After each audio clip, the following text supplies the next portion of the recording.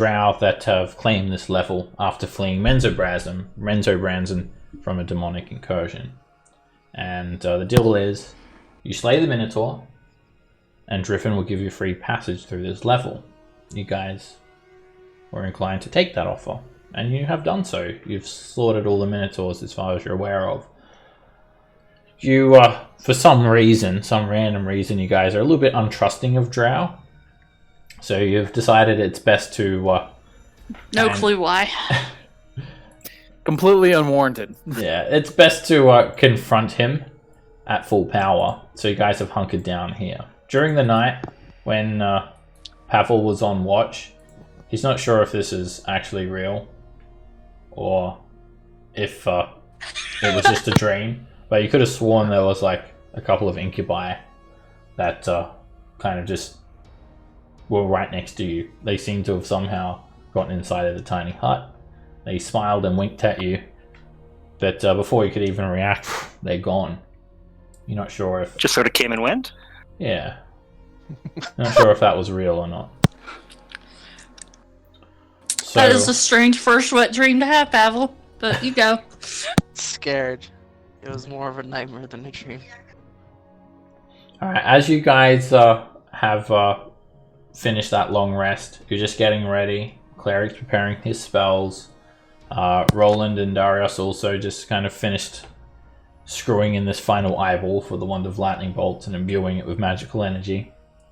Cool. And everyone's Scant's preparing her spells. Ren's sharpening her rapier, and Pavel's like unequipping and re-equipping weapons. And Brew's cooking up a delicious breakfast, I'm sure. Burning the breakfast. I am not eating that.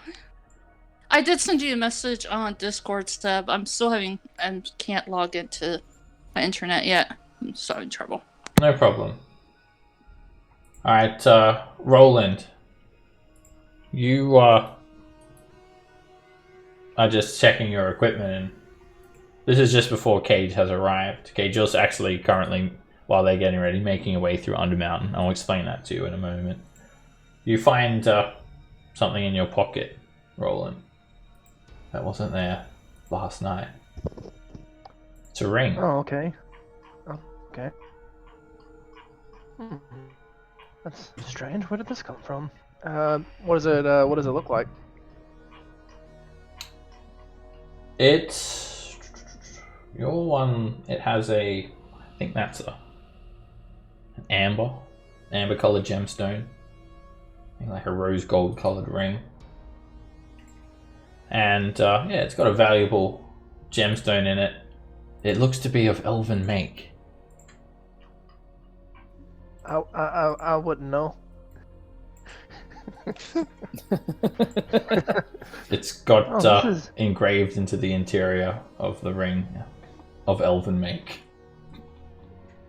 Oh, is it in the Elvish? Because if it is, I can't read it.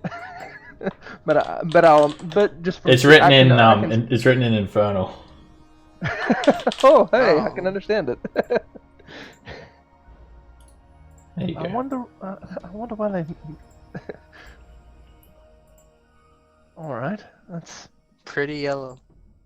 That's more than odd. So that's just a little trinket that appears in your pocket. Anyway, so you guys are pretty much ready to go now. Meanwhile, Cage, you've set out into Undermountain, and you entered through the Yawning Portal Tavern in Waterdeep, which is the tavern in which Undermountain is one of the entrances of Undermountain's built around. The proprietor's name is Dernan, and you've probably been in there a few times. You pay a gold coin, you jump in this large bucket, and you're lowered down via a winch into Undermountain, the greatest dungeon in all of Faerun. And you talk to Dernan, who's a veteran of Undermountain, and he told you a couple of shortcuts how to get down to the lower levels, because you feel like you need to get very deep very quickly. You traveled through level 1 of Undermountain, known as the dungeon level, and you're able to use a special gate in the form of a mirror with a stone frame. You were able to touch your staff, your magical... was it a staff of fire that you were going to have? Yes, correct. Alright, you touch your Staff of Fire. I've got to get your hand out for that still, actually. I've got some good artwork for it, or the official artwork. You touch the Staff of Fire on the stone frame, and a swirling pool of energy appeared inside the stone, inside the mirror, and you could step through it, and it teleported you. Like the level 1, the dungeon level, there wasn't any encounters that you had. It's just like a standard dungeon. It's almost akin to a sewer, really. And then you step through that portal, and you found yourself on level 10 within a matter of 10 minutes of heading into Undermountain. That took you to a drow fortress of some description. And you moved through the drow fortress, and you found your way down to level 11, which was like a subterranean cavern filled with troglodytes. There were multiple corpses of drow, troglodytes, and other creatures all over the floor here on level 11. And you've just quickly moved through that area. You're only concerned with probably one goal in mind. And surprisingly, everything has been kind of killed. So you haven't really had any trouble. You haven't had a single encounter. You've only been down here for a couple of hours. And sure enough... did I give you handouts for these items? No. There's your Stone of Good Luck. Staff of Fire. Okay. We're good there. Anyway, and you've arrived at level 12 now, which is a subterranean cavern. There are rough-hewn walls constituting tunnels and caves. And as you've headed down this stone rampart, you've found a large room filled full of fog at a height of 2 feet. So you can't see the ground. You see a large still head of some sort of construct jutting up out of the ground, and then you hear some talking of creatures, and coming from your left. You take a look around the corner, and that's when you meet the party members.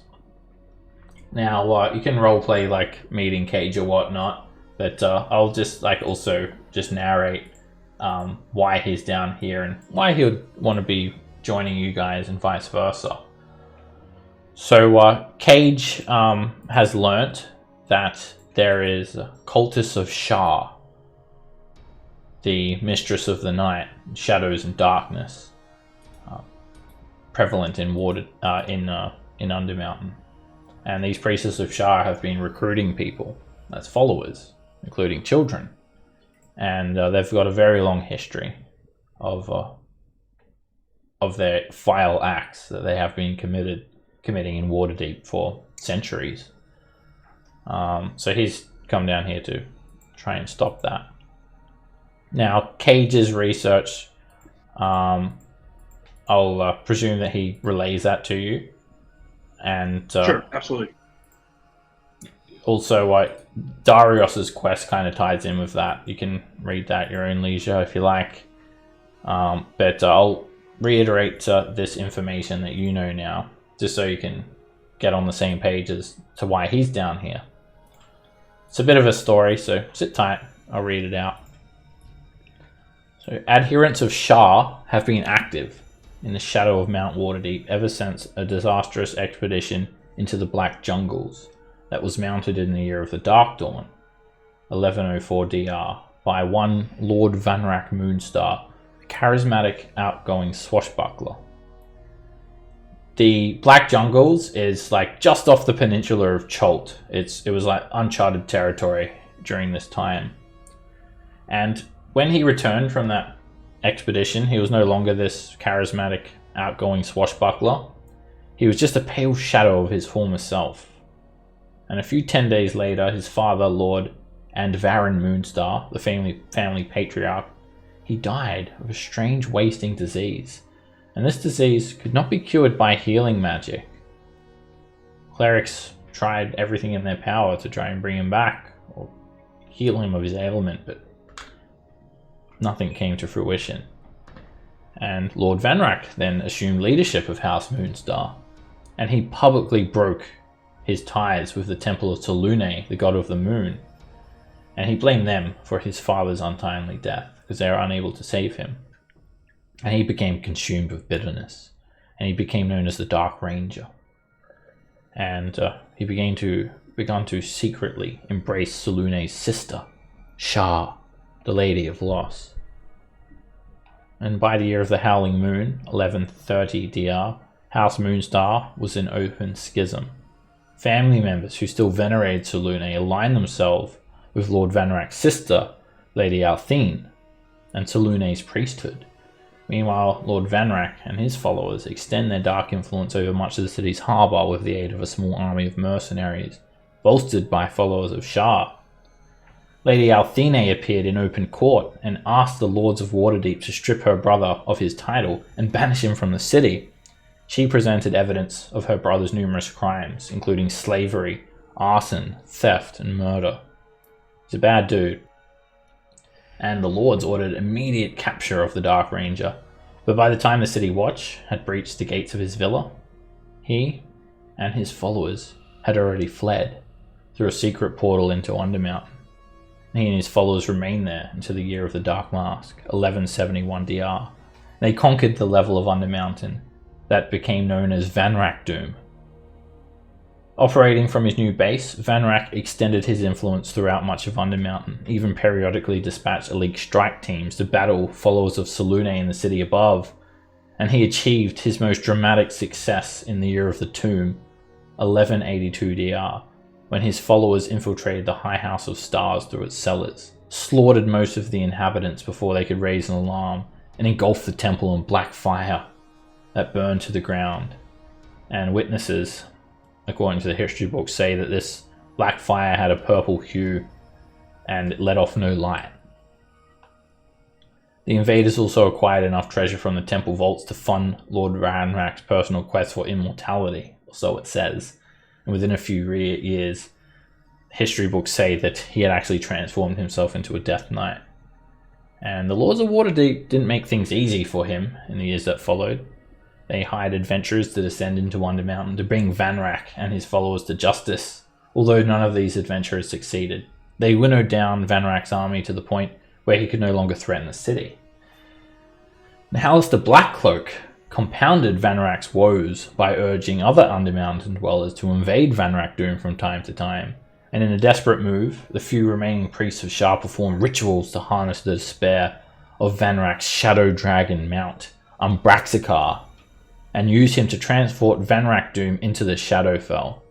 In the end, Alistair's magical hold over Undermountain was too much to overcome, as Alistair is, well, he's Alistair. And yeah, a small section of Vanrak Doom is said to have crossed over into the plane of shadow and become ensconced there.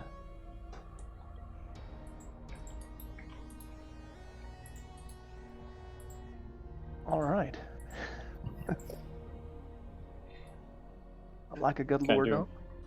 Listening in and doing some extra RP on the Oh. side. Yeah, like I like to picture the breakfast eating RP. I really like the picture that paints. I think that's pretty good. So this same shadow dragon, Umbraxikar, has been hunted basically by many adventurers, and Darius is one such adventurer. He's been tasked to try and bring the dragon back to the light side, basically. Try and redeem the dragon, who was once a bronze dragon named Gleister, and failing to do that, you're to slay the dragon. So I would imagine that Darius and Cage kind of link up with that common goal, and I mean, it's quite obvious that you guys would join together now with those similar motivations. Yeah, I'm here to close the temple and stop their killing of children. We'll just do another real quick character introduction for everyone. Just introduce your character however you see fit. Maybe a physical description, a few words about yourself, and then we'll just take it from there. And we'll start off with Scamp. Scamp is very tall, furball druid. Looks very stereotype druidy with like green and brown robes and a staff and twigs and dirt in her hair. I think that's probably it. I swear I Probably updated doing your something clumsy. I updated your artwork, didn't I, Scamp? And now somehow just gone back to your old token. You didn't, because I didn't. I figured since the border is mine, I probably have to send you a new one. Okay. I need to get my character art on my token. I've been lazy. All good. All right, Darius. You see a very tall, broad, human-looking individual, long scar from basically his right above his left eye down the center of his cheek, causing one eye to be blind.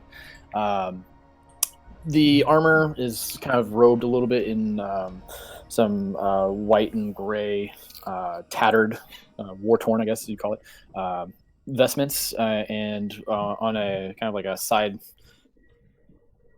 piece, side cloth hanging from his hip, you'd see the mark of helm, as well as the mark is also on his shield. A large whip kind of coiled on a holster next to his on his belt. So. And Roland. All right. You see what looks like a fairly average elf, but if you look closer, you can see small horns poking up, like right at the hairline, and his eyes are a golden color. He does wear kind of like a black, like not trench coat, like a black coat, kind of set up very similar to the token itself. He also has a very wicked looking guitar, and a couple of wands stuck in his belt. He is a tiefling bard. Brew. Brew is a male human, and I guess the first word that you think of when you see him is walrus. Because that's kind of it's mostly what he looks like. That's how he's built. If you get close enough, it's kind of how he smells. And he's not wearing much more than your typical walrus. It's like some worn out old breeches. And the other word that comes to mind is big flaming sword. Partly because he's got one, like probably sitting near him. But also he's got this scar on his head of a flaming sword. Not like he got hit by a flaming sword, but as if, say, a priest of Tempest was wearing that around his neck, and Brew caved his chest in with his head. I don't know how you have an adjective. An impression. Yeah, it's got an impression left of that. And then he himself actually is wearing a symbol of Tempest, though occasionally he wears it upside down by mistake, because he's actually a barbarian. All right, and you may or may not see Ren / Dagger / whoever she is on this particular day. You don't see her, but I will describe her so when you do see her. She looks like a half elf, slightly pointed ears. She has long brown hair kept in a braid, and she's wearing a baklava, not baklava, but balaclava on the bottom half of her it's face. Like a sweet Lebanese sweet. She has honey all over. Pastry. It's better than whatever Brew's eating, cooking. One of these days, I'm getting real well. Okay. Bryn still won't trust your cooking. And Pavel. You probably see this male human right now just sitting on the floor, knees curled up to his chest, eating oatmeal with a 1,000-yard stare, trying to forget something, at least, certainly that happened recently. But yeah, his name is Pavel Stagrag. He's a human eldritch knight. From the little character art you can see, he has a bunch of weapons. He's cut down to a lot more fewer now than he has in the picture, but I guess most noticeably you'd notice he has a musketoon in his back and a smoke pistol on his front. And yeah, 6'2", wiry. Clothes would be how it looks right there. Armor would be if you were to click my name in the characters tab, and yeah, that's about it. Right, and Cage. So Cage is a human sorcerer. I think you guys saw it in the chat. He would he's got a long flowing black cloak on, pretty nondescript, black hair, black eyes, kind of palish skin. He's kind of scrawny. He's about 5'10", but he's lean and he's not real buff. And he's carrying a dagger in his belt and a large staff alongside him.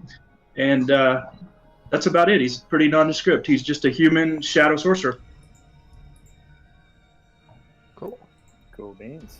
Alright, I'll presume that you guys have met and exchanged stories and whatnot at this stage. And you guys are pretty much ready to head out on your adventuring day. The level of Vunrak Doom. I don't think you guys actually know exactly what level it is. But you know it's deeper. Yeah, it's lower. Already you guys are on level 12. There are 23 levels in total.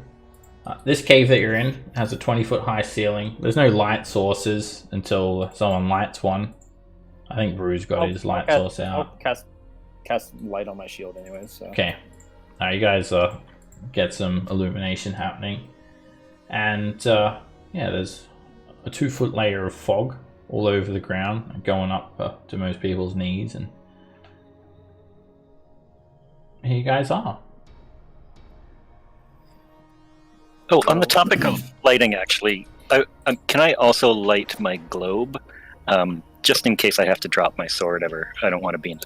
Yeah. Just notionally, that's like lit. Yeah. Yeah, the drift globe. I think just like emanates like the light spell by default. Yeah. If you light it up, and then it's got daylight if you really need a kick.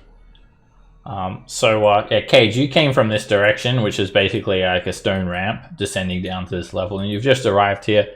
You're very new to Undermountain, so you've only been here for a whole of 2 hours tops. So you guys know, you guys are probably the ones who did all the killing up above. Is that correct?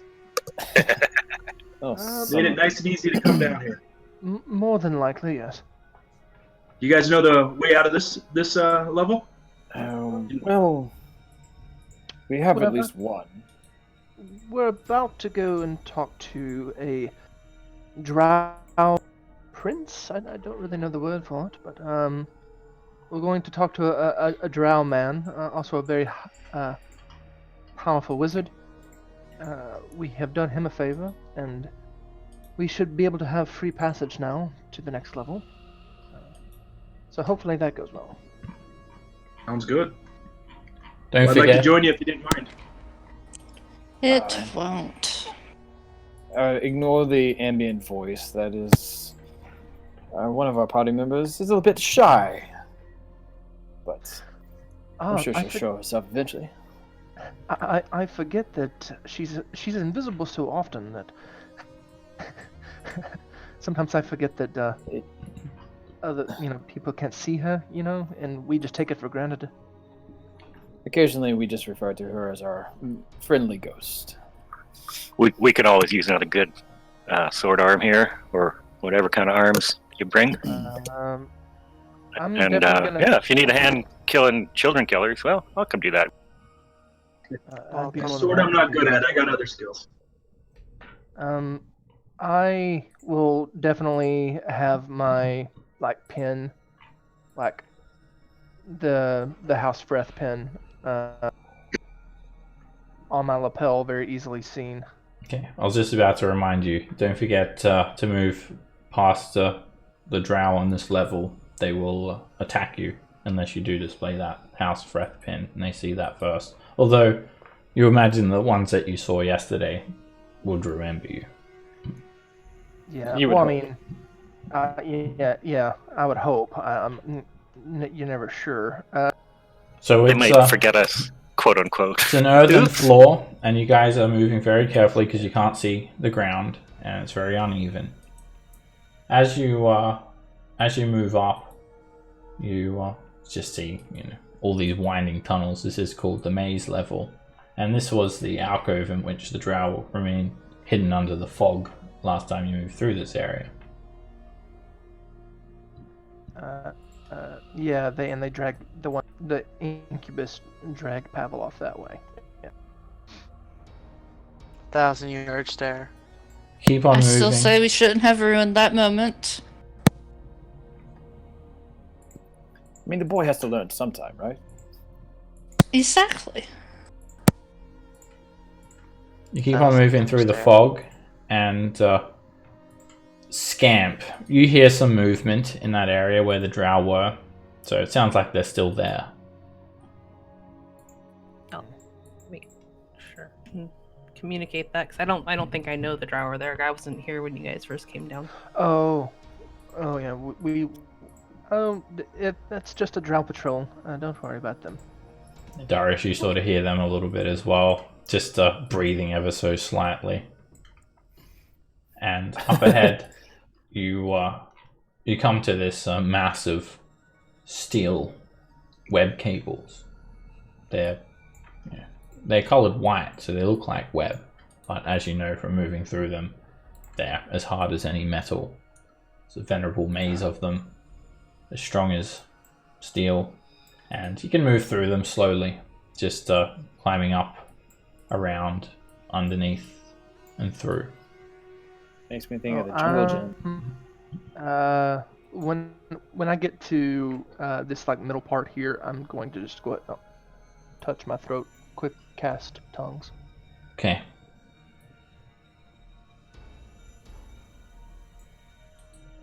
Pavel, you get this unnerving feeling that you're being watched. I'm gonna look behind me just in case, just like kind of like out of fear, like how a wild animal when he hears a twig snap. You look behind you and you see Scamp. She's somehow like upside down, trying to move through all of these webs. She's all I got tangled up. stuck at some point. I'm Somebody had to come back and help me. That'd be fun. I'd go do that. Alright, so you get past the web passage, and when you arrive at this area, bats that cover the ceiling, they screech, and they start flapping around wildly, creating a really loud sound of bat screeches. That you do know these drow use them as an alarm system. And you can see this dark tower, or the silhouette of it at least, in the distance. And you can just tell that they're a drow. They've already got crossbows trained on you. But obviously they don't shoot, because they know who you guys are. Yeah. I'm going to walk up to here, but I'm not going to go any further. And I will call up to the drow. We are here to speak with Driven First. I believe that we have upheld our end of the deal.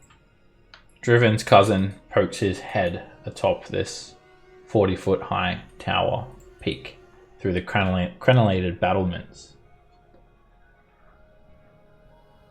Right. I'll fetch him. You all stay there. Do not move towards Spiderwatch Keep. You will be shot. There are 8 crossbows currently trained on you, elf. Yeah, it's true. Not an whatever. You guys wait a moment, and Driven comes, flying over the top of the tower, landing gracefully in front of you, by himself. Bit dramatic. No weapon brandished. I like the entrance though. He doesn't Very nice entertain your compliments. Okay.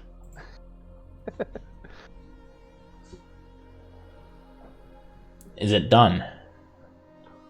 We believe so. There were quite a lot of them, actually. I have already confirmed it. Oh, that is good. He points to the north in this direction. Okay. Let's go, he says. He doesn't really conversate with you a whole lot. Just see this wild-eyed, road wizard leading you through this tunnel. Are you feeling okay, Driven? You seem to be in not the best of moods. Let's keep on going. You need to leave all right. now. Come. And he takes you through this tunnel. And there's a large cave up ahead. And you see a large, giant iron spider standing motionless in the middle of the cave. It has these web spindles attached to its back. It's purely mechanical.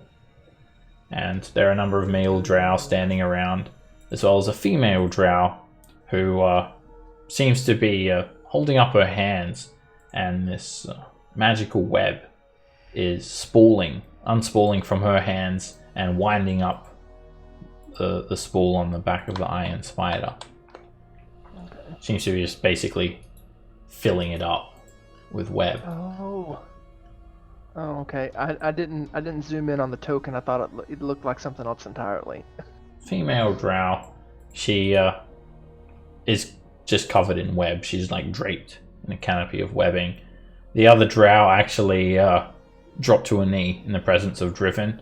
Although he doesn't disturb the female's ritual, she does stop temporarily, and she just stands a little bit closer to the spider to make room for you all. And Driven takes you here, and he points to this webbed passage.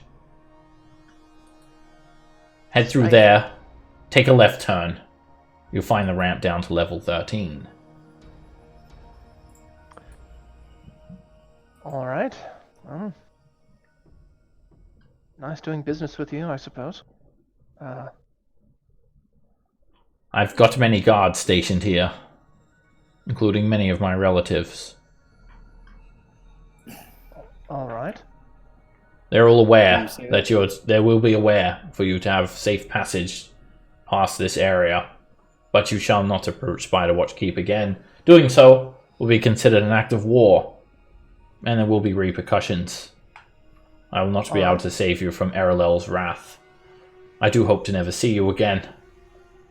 Thank you, however, for the valiant effort that you put in furthering my own goal.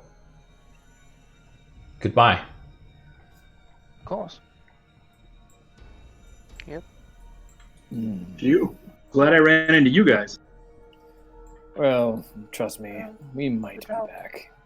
The drow can be slightly touchy, I guess is the word for it. And then I'm gonna take the pin off and just throw it in my bag. I'm not gonna wear it anymore. Throw it on the ground, step on it. I'm not gonna do that. It could still be useful.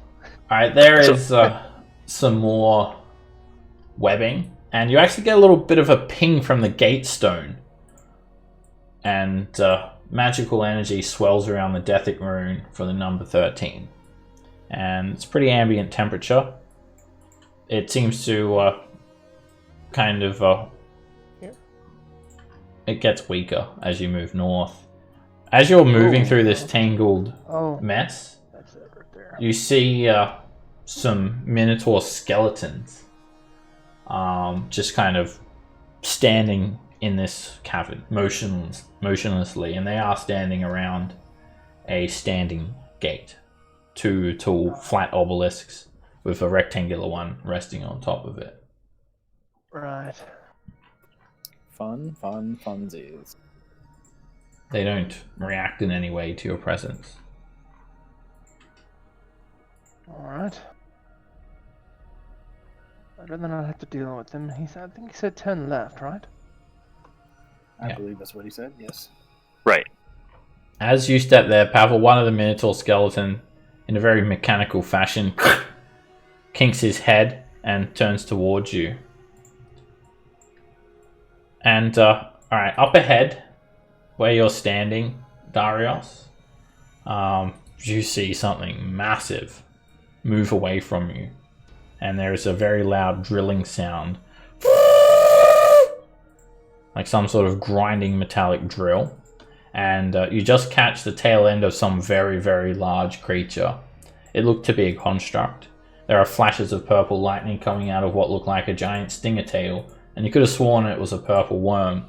It's moved away from you very quickly and down a tunnel that branches off to the left. All right.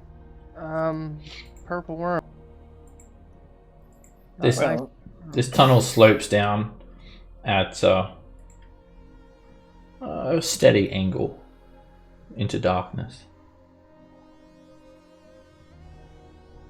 All right. Well, nowhere to go but onward. well, what is it they say? No time like the present. Yeah, some people do say. Yeah. Is it this way or is it back up this way? West. So it's just a stone ramp. And very, very smooth walls. About 20 feet in diameter. And it basically constitutes a smooth tubular tunnel. Eventually. Ooh. And you've continued on now for just a few hundred feet. And you're still in this tunnel. However, the ground begins to kind of change color. This cavernous tunnel, like there's no more fog for starters, and then there is just like this rust-colored dirt covering the ground everywhere, almost as if the ground is covered with a dust that is similar to shavings of rust. The spice must flow. Does the tunnel that we're traveling through look natural, or does it look like man-made? You could make a nature check, Scamp, to see how good your stone cutting skill is. Yeah, we don't have any dwarves in the party. It's definitely not a natural tunnel. So it's about 10 feet in diameter. Not 20, 10.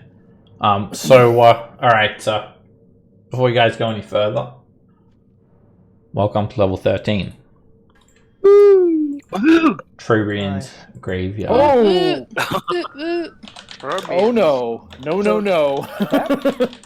That looks worse than a regular purple worm there. There's Roland in his elven getup, narrowly avoiding.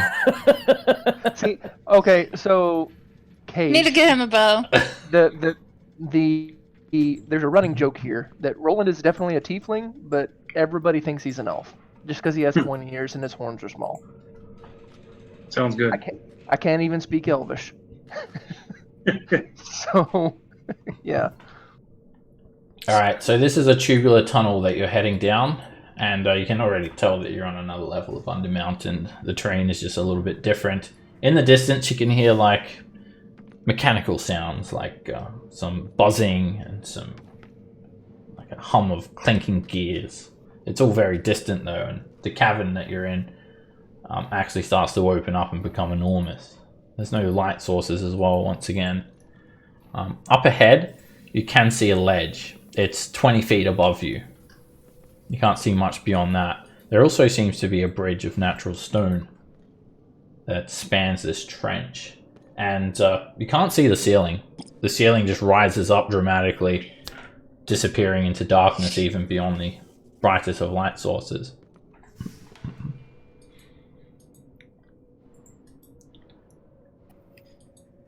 What do you think's up there on the ledge? Well, spend enough time here, we might actually get a chance to find out. I wish I would have prepared reverse gravity. I suppose we could just climb up if we really wanted to. As you guys move along, you hear some noise coming from the top of this ledge, and peering down at you 20 feet above with longbows in their hands are several hobgoblins. Oh god. Okay, so not drow. That's different. And a voice calls out from atop the ledge. You can't see who it belongs to. Halt! Alright, we're halted. What now? Who goes there? I demand to know who you are. Roland, did we ever come up with a group name? We don't really have a group name. We're a group of adventurers that have been in Undermountain for a while now. My name is Adventurers? Yes. And the voice reveals itself. It's a hobgoblin. He looks like a bit of a mage. He's got some robes on. He has a quarterstaff in his hand. Cool. You must be warned, adventurers. There is a powerful and insane archmage on this level. He will command his constructs to attack you if you go any further.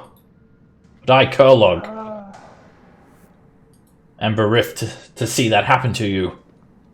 So I implore you, take our grappling lines. You can come up here to this ledge where you are safe. And we can work together to combat this wild wizard. Just out of curiosity, is the Archmage also a hobgoblin? No, he is not. He's a mad scientist at best. We believe he is one of Halaster's apprentices. He controls all the constructs on this level. They will destroy you unless you help us and work together with us using the information that we have discovered. And what is said price for the information? The help of adventurers. Not that we need the help, of course, but I'm extending this offer to you out of the kindness of my heart. I could just probably take the wizard on single-handedly, but I can't be bothered. So I'm going to give you the opportunity for safety. Can I insight check him? Sure. I don't think you need to roll that. Yeah, I don't think so either. But So being a hobgoblin, they don't show any signs of weakness, but you can tell he's lying through his teeth. You feel like they've been having some trouble with this guy, and they want to recruit you guys to help. Do you guys also do constructs? Or is it just the Archmage?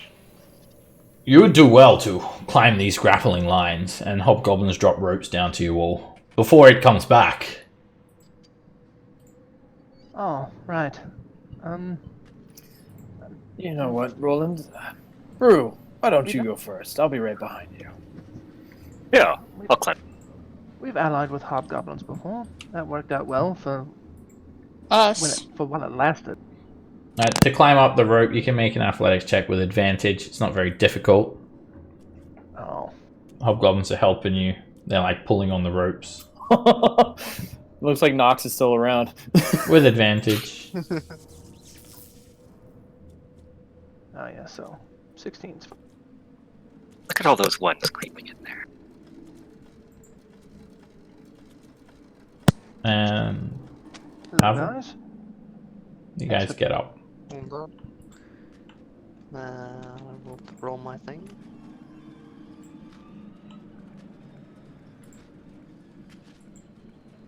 Okay. You guys will get up really easily.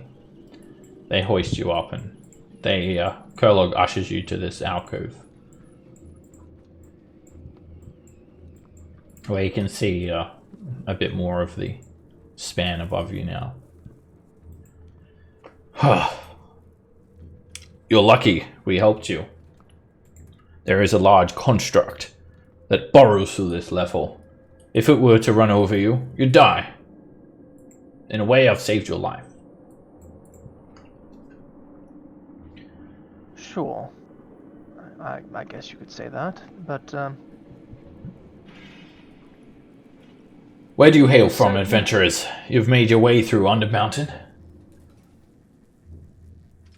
Obviously, you didn't get through level 3. You must have adverted it. why do you say that? Because the son of the mighty Doomcrown has claimed that level as the Legion of Azrock. Who's Doomcrown? Doomcrown! You can feign ignorance all you want, but it is common knowledge that Doomcrown is the mightiest hobgoblin warlord ever to exist. And where's he at? I cannot reveal that information to you. That is not part of the mission.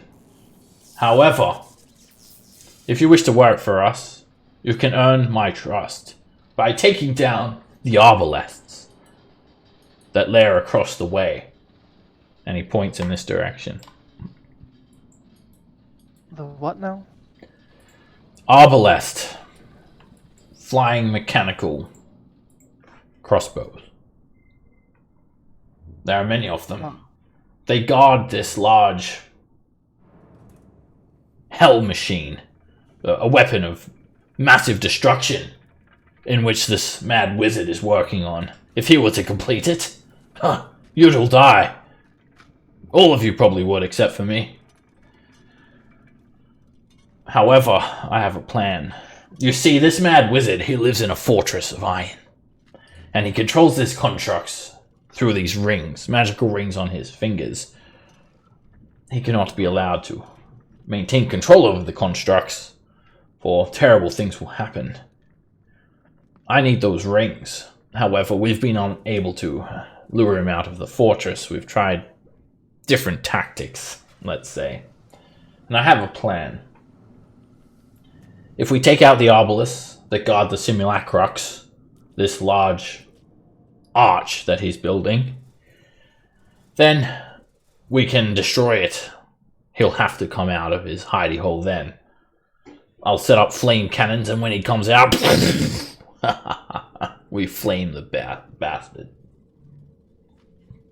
What do you say? Right.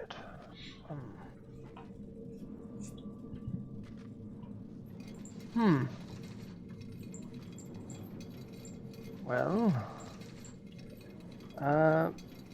Scamp, you whispered something to Roland about hobgoblins building a titan. Yeah, so I've told you guys, I don't know if the group remembers, but I got a blessing from Emerald Enclave. There is hobgoblin group somewhere in Undermountain, probably led by this Doomcrown person, that is building a titan that will attack High Forest above ground, and we're supposed to stop them. So Scamp probably isn't looking too keenly at this Kurlog fellow because he seems to know something about the Doomcrown guy, and obviously you're saying that out of character, right? Yeah, I was reminding them of the thing because I whispered it to Roland before we climbed up the thing, so I was trying to remind him of the Titan. Okay. So, what say you? Do you want to work for the mightiest warlord that ever has existed? Or do you want to go about getting chewed up and spat out by some of this evil scientist's constructs? Well, work for is very strong language. Work with, possibly better. Listen, I could use your help taking down these arbalests. Nothing more, nothing less. Call it what you want. It is what it is. I'd say it's at least something of a sound plan, if not a little bare bones from a tactical standpoint.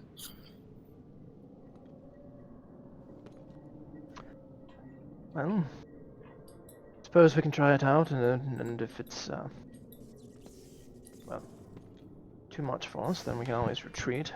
Very well. I will move my vanguard now to the next alcove. Report to me when it is done. Come, men. Wait, is there like a bridge to go across or something? No, there is not. It is surrounded by a trench. I could have just jumped it, but I don't want to. You can stop lying. It's okay to be vulnerable. All right then, whatever. Marches off. Well, this guy's got an ego. Well, more like insecurities, I believe. Alright, those of you with the most vision, it's probably just Cage. When you look across this trench, you do see some sort of very large construct. Not like a living one, but something is being built over there. There are big piles of scrap metal. and there are these like little hums of light, sparks flying. They are like a blue light, like something's being welded and put together. And as these sparks illuminate whatever is causing them, you kind of see just like a tail, a scorpion's tail. But the light is so dim that you don't get great detail. Well, I do see something over there. I can go try to sneak over there and look a little better, or we have someone more sneaky. But something's over here. I was going to suggest a possible reconnaissance would be better served on our own versus what they just told us.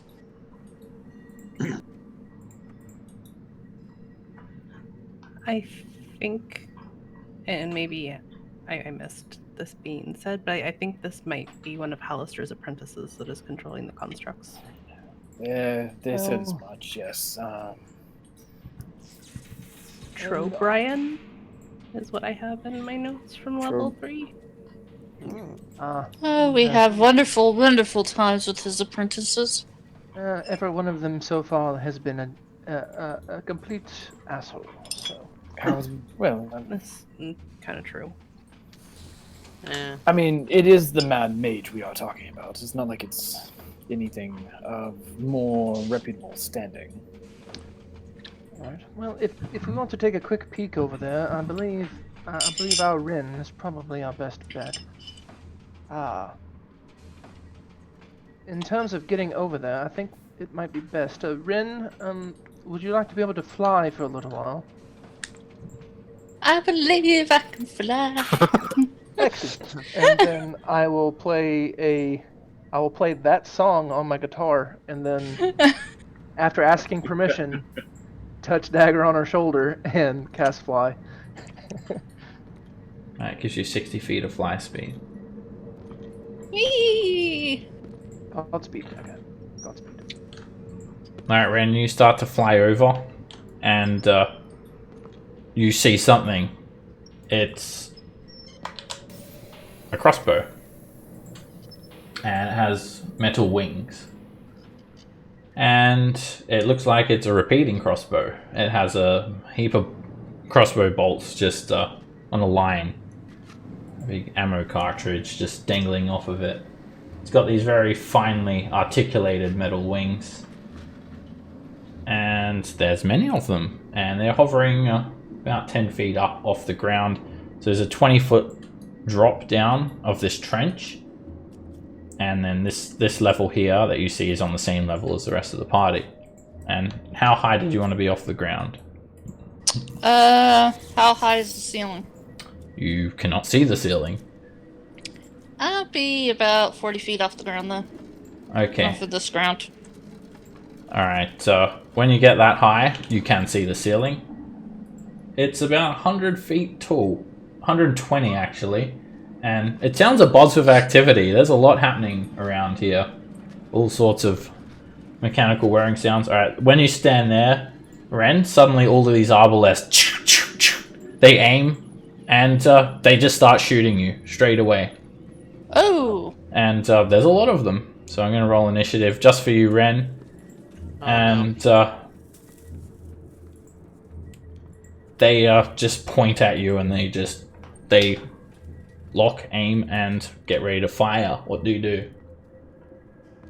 Oh, I'm flying away. Okay. Tactical retreat. Alright, I think... Oh, sorry, I need to roll a couple more in.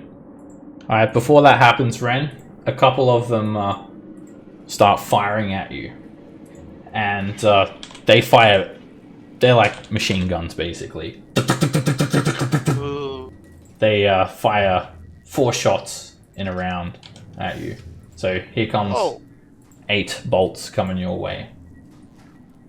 But this will be before your turn. Sorry, Ren, you got beaten with initiative. I forgot to roll some of them in. Luckily, there's only 3 upon you at the moment. So, yeah. Invisibility doesn't seem to affect them, obviously. They don't have eyes. And they just start rapidly firing. You're hit for 5 piercing damage from 1 stray bolt.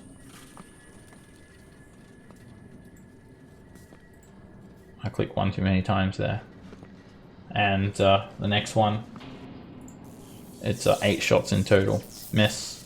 Tuk, tuk, tuk, tuk, tuk, tuk, tuk. Another bolt misses you. And another bolt misses you. And then you're good to fly away now. You can get away now, Ren. Okay. But they just unload on you the second you cross this threshold. And you can see some staggering 100-foot high, half-completed metal archway.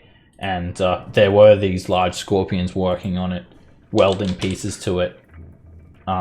They're huge as well. They're like 15... Their tails are probably about 17, 18 feet high when they're curled over the top of their carapace. And other than that, they're made completely of metal. Electrified stinger tails. You saw at least 2 of them. Oh, construct. I thought drow were bad. This level is going to be tough for Roland, I think. All my stuff has to do with like the mind and whatnot. Well, Yeah. I will tell them about what I saw and go, there's no sneaking up on those. So that's not good. I just crossed over a barrier and they immediately locked in on me. It sounds like they not only have a form of blind sight, but would also means the hobgoblins are using us essentially as meat grinder. You hear the hobgoblins doing some sort of drill. What do we say when we stub our toe? Nothing!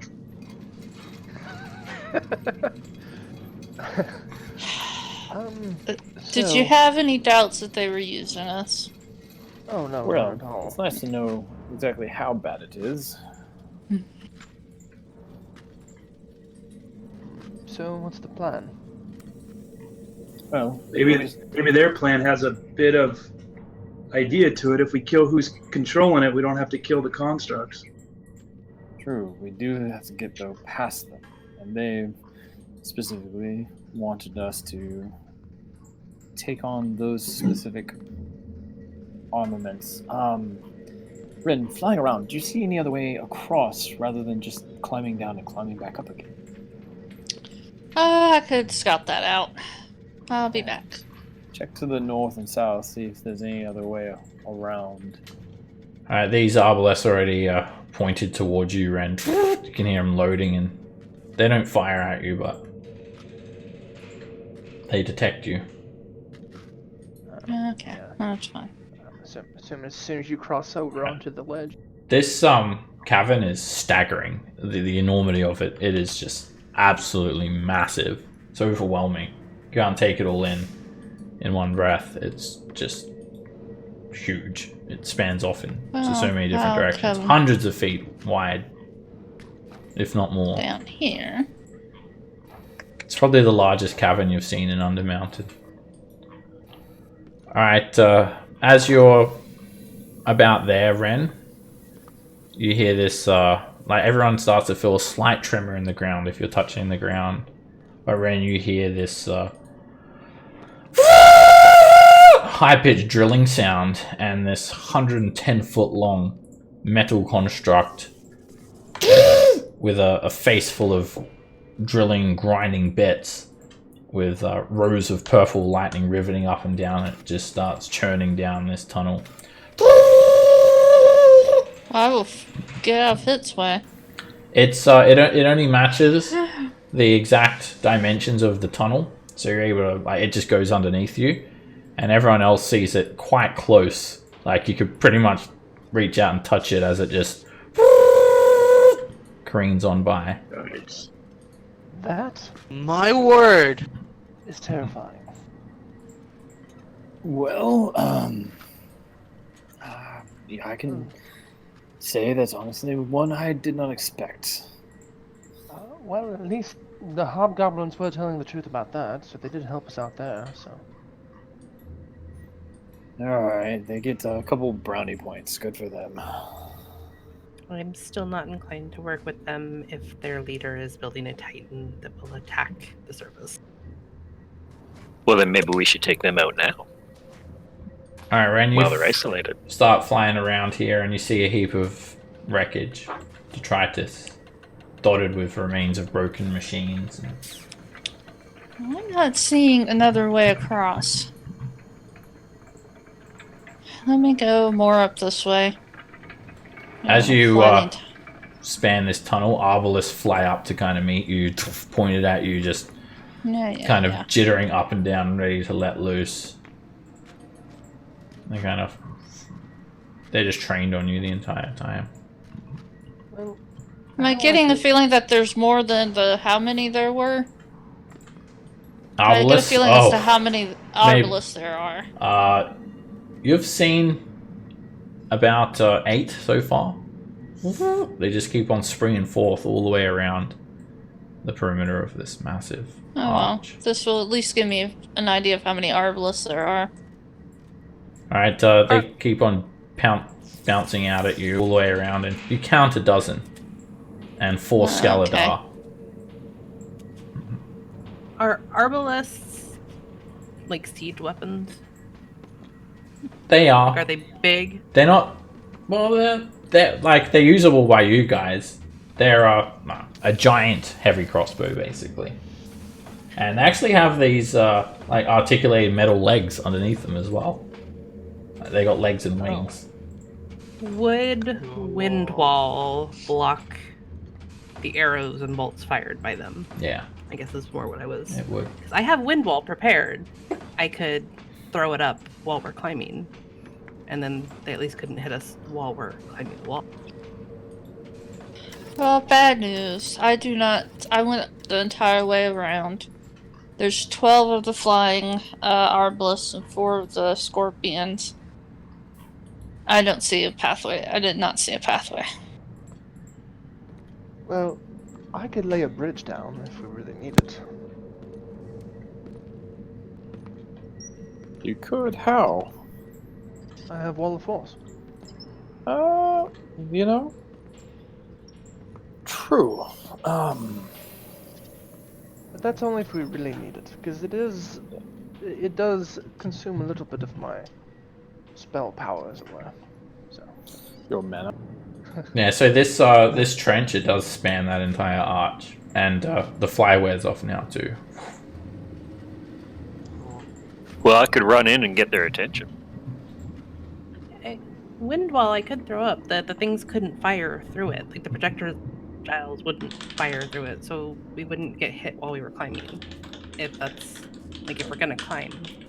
Well, Ren did mention that they had legs and wings, so hopefully they might move to make well, that would be so, but no, I'm just not sure. Hey, why don't we head down this way and at least get it out a little bit better? I don't see why not. Sure. Alright, when you head down to this alcove, you can see the hobgoblins doing some sort of training drill, and Kurlog steps out as they're practicing some combat maneuvers. How goes it? Are you here to report that you have defeated them all? I mean, if you heard us fighting, no, we haven't defeated any of them yet. We're still just scouting it out. Where are you going? You do not have permission to travel down this way. Halt! Hobgoblins line up and knock arrows and longbows. Easy Cage, now. I have a question. What have you got that's a nice distance spell? At the cage, Low level. Yeah. I got a few things. Mostly fire, though. Well, let's go for something easy. Something you Hey, can do on a whim. you must not loiter here.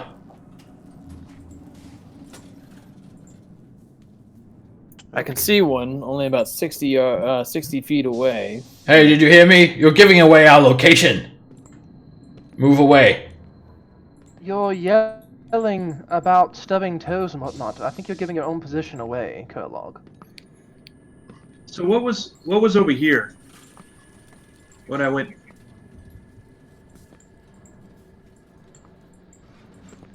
Over where, sorry?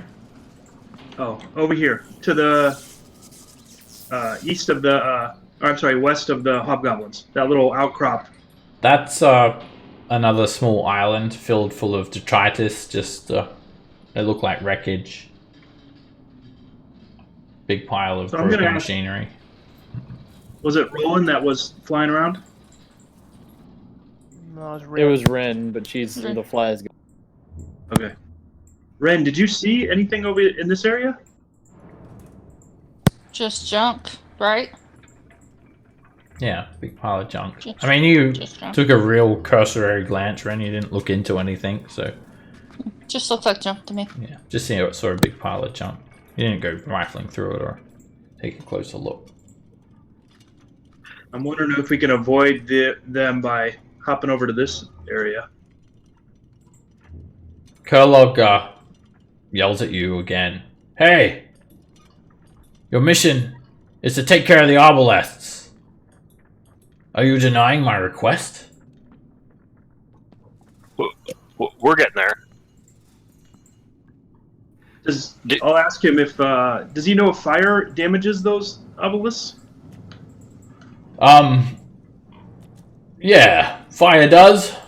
I've experimented. I mean, I could just fireball them all, but I can't be bothered. I've got other things to do. No, that just seems ridiculous, but whatever. Darius, were you thinking try to draw one over here? More. See how long it takes just a couple of shots to knock one out of the sky. Get a gauge.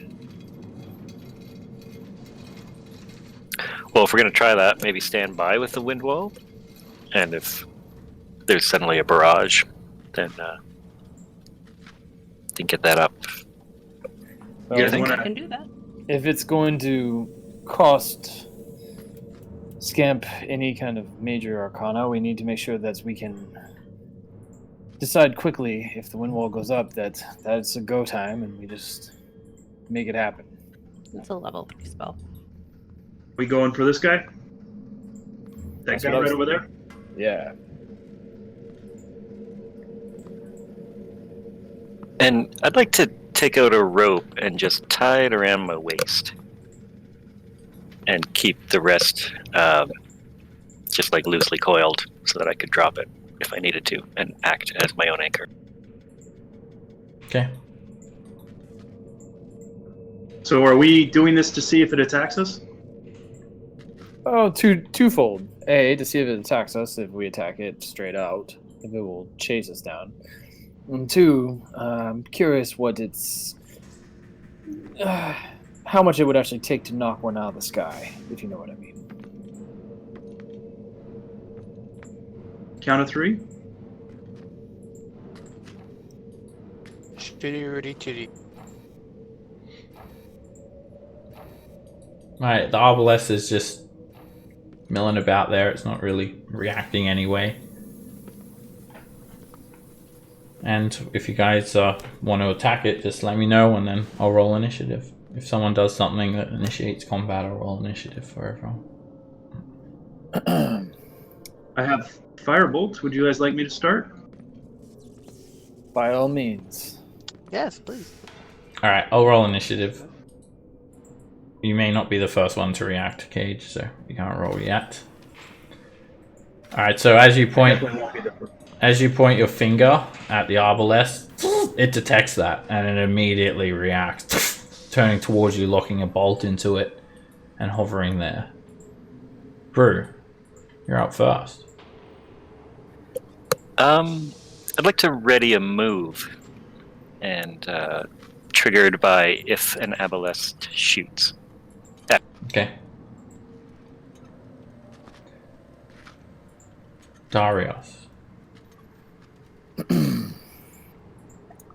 look at Brew. Are you the anchor, or are you going first? Oh, I was gonna run across and then pull the rope down on the other side. Yeah. I guess we need a rope down here. That's all right. These I walls take are a- incredibly smooth. They're going to be very difficult to climb down. There's a 20-foot drop below. I'm going to. okay. Well, I'm going to grab a python out of Brew's belt because I'm assuming he would just have one or two Yep. hanging there. course. And I'm going to attempt to hammer a python in and fasten a rope. Okay, you can use your action and make an athletics check to secure a rope to the top of the trench. Oh God, damn it! It doesn't cut through the ground. We're so good at this, guys. We're amazing. Strength checks are like my door. I can't do anything about them. You chip away a little bit of the stone floor, and that's about it. So we're going over there. We're not pulling them here. Well, I'm just ready to do that. I don't know if I'm going to try to go over. All right, I will. So far, it's only the one. I guess I'll go up a bit. Because I'm not going to cast Wind Wall just for one. And I will get within 60 feet of it and frostbite it.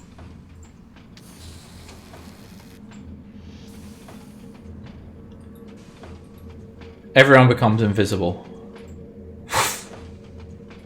Darius. What? Pavel. Ren. Oh, Roland. oh no. Cage. Scamp. Oh dear. Wild magic. Brew. I love wild magic. And Huh?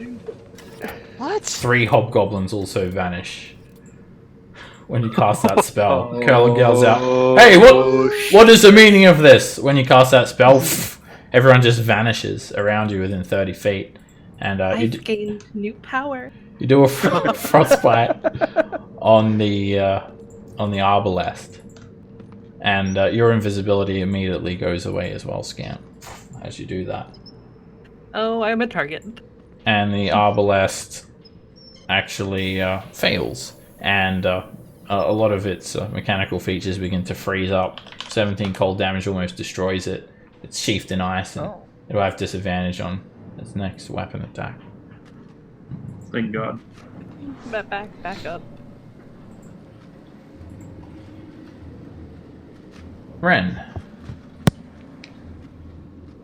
I'm going to shoot at it.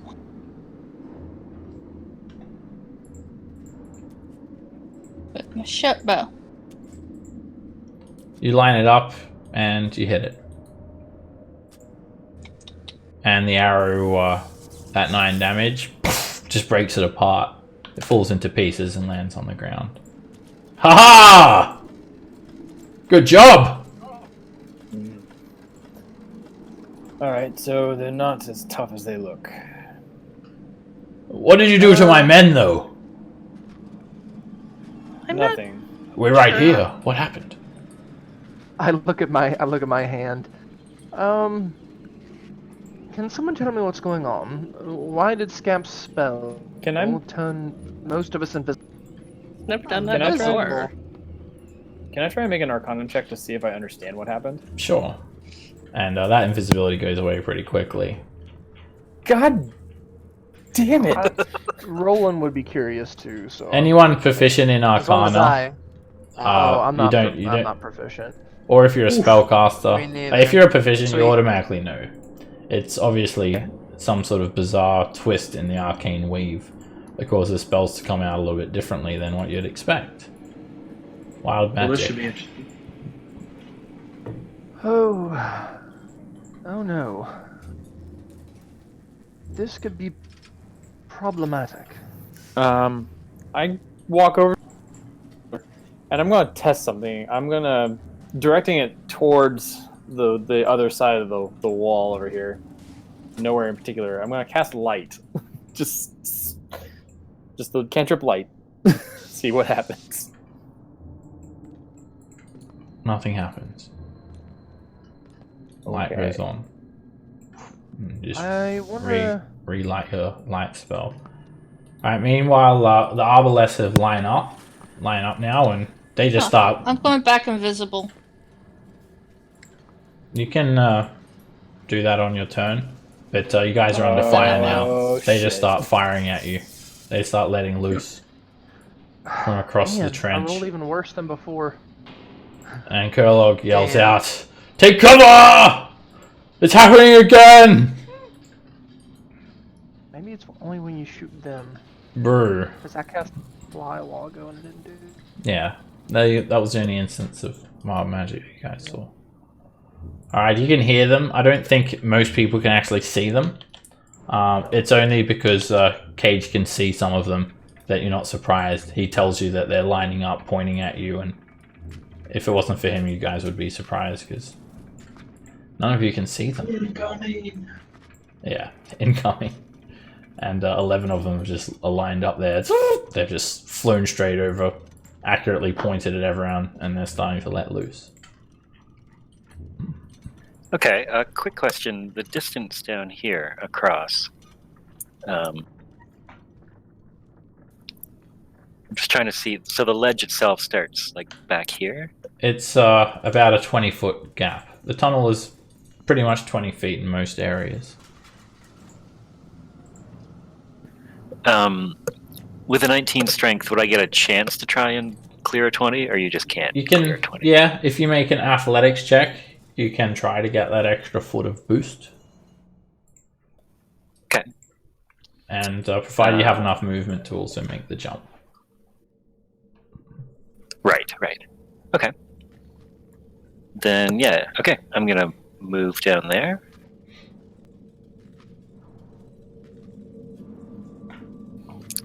With 30, keeping 10 left. Use my action to dash. So now I have 50. Alright, yeah. You can clear it if you make an athletics check. Oh, I meant to rage before. You can rage. Okay, bonus action rage as I'm leaping. Alright, you let out a roar and you easily get that extra foot of jump distance that you need, Brew. So that was another 20, so that's 50, so another 30.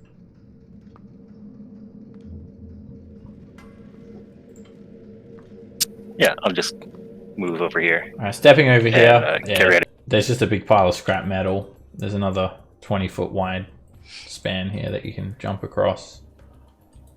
I don't think I have quite enough movement left. Next turn. At least we can see them now because Yeah. of your light. You do illuminate some of the arbalest. Hey, I'll yell at them. You illuminate most of them. Oh, you illuminate some of them, I'll say. Ren. Okay. Trying to see where I can go, since I can see them now.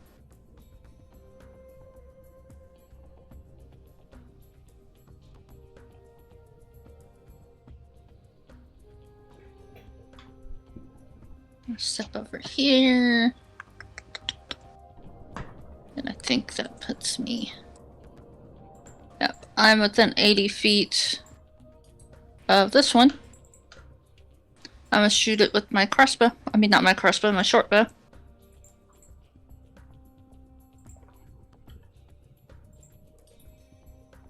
That hits.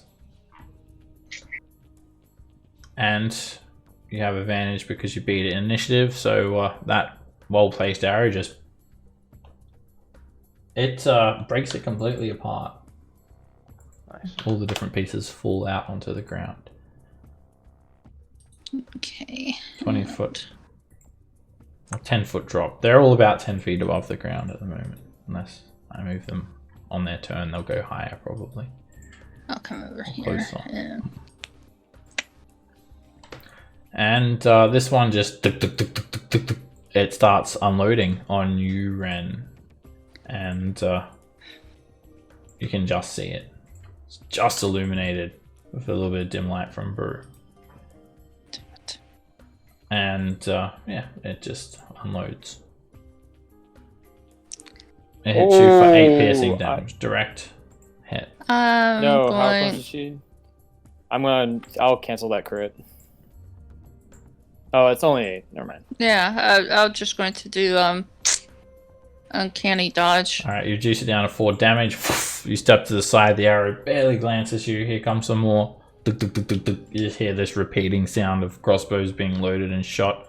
Another one hits you for 8 points of damage. And here comes another one.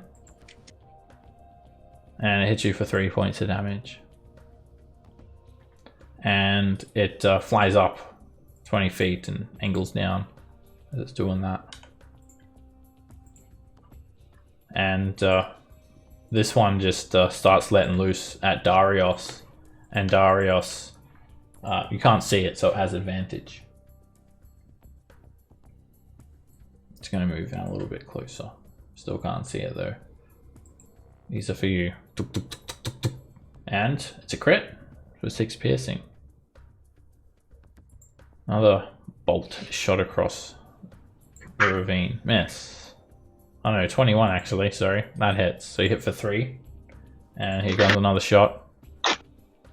Miss. So 9 points of damage in total. And this one is going to let loose at Darius as well.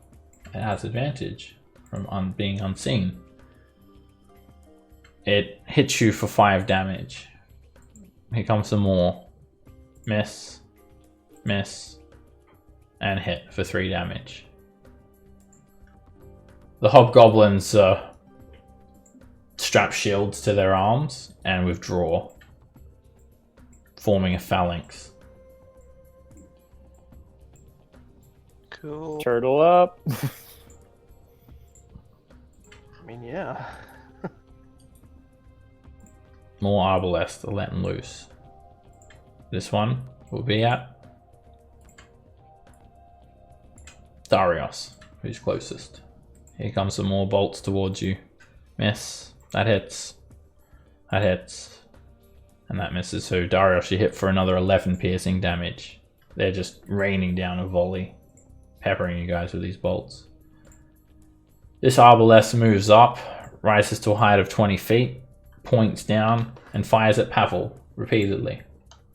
Miss. Ouch. That hits for 8 piercing. That misses you. And here comes the 4th shot. And miss.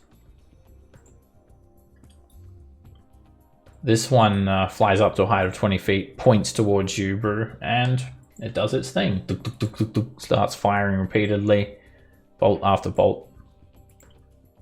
And you're hit twice for 4 and then 2. So 6 points of damage for you, Brew. Here's another one. And this one is going to fire at Pavel. It has advantage. You can't see it. They seem to have very good senses themselves, though. And Pavel, you're hit twice for a total of 12 damage.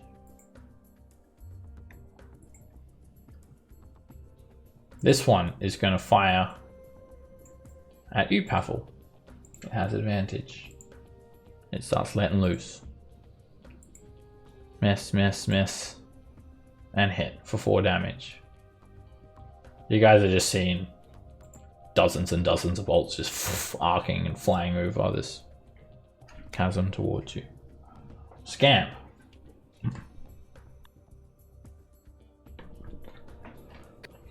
So I don't want to block like Ren and stuff from attacking, so wind wall is actually probably not the best idea. But I will frostbite at this guy right here who is in range.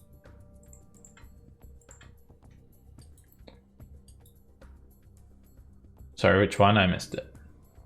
That one. That one. I love okay. wild magic, you guys. I'm sorry, so I'm not like hesitant to trigger. I like Alright, wild magic too. The arbalest begins to freeze over. Some of the bolts get a little bit stuck. And Scamp does an action surge. You get a sudden burst of energy, Scamp, and you can take another action. In that case. Good one. Oh. I'm gonna fire at that other one up there that's 60 feet away. Another frostbite. And we all look really confused, like, wait, what? Same. Very Yeah. powerful today. I can turn people invisible and She attack gets more inside- often. Scamp, you turn Don't tell me bright blue. You are glowing bright blue. I honestly thought she was about to turn into a potted plant, so that's good. It was like I fireball the done that. party and then Was it this one? yeah. All right, it gets all frozen up as well as it fails, and gets a bit seized up there. Well, I'm pretty. Yeah, your skin turns a vibrant shade of blue. It's permanent unless you can remove it. It's Scamp I was under already a kind black of light. blue. Yeah, you're more Well, blue. Scamp under a black light. Yeah. Okay, Darius, you're up. Jesus. Fuck these guys. What have I got that's good? Ooh. They I aren't bet those that kind of robots. Yeah, no, I was getting ready to go like, oh yeah, totally dead. I'm like, ooh, I bet they were immune to necrotic damage because they're not living. Double check some. I can double check this on my sacred flame. Sacred flame is 60 feet. Okay.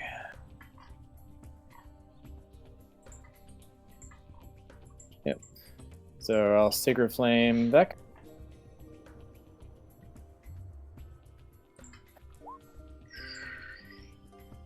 Where's my secret flame? Arbalest tries to fly out of the way, and it does. Oh, god damn. And all of a sudden, you turn into a potted plant. Oh no! A nice palm tree. And you're incapacitated, and you have vulnerability to all damage. Darius, you look so good like that. It is not my day, guys. Seb, I'm sorry for whatever I did to annoy you. If someone turns into a whale next, Look, I've been telling you did something to piss Seb off for a long time. Alright, so Darius is a nice little clay pot. Nice little palm tree. Poking out of it. Skip, you can still talk to him, can't you? I kind of can, actually. Well, you're actually only incapacitated, Darius. So you're still completely aware of your other surroundings. All it means is you can't take actions and reactions. Other than that, you've still got your vision. You can still talk. You can do everything else. You're just a potted plant. That's funny.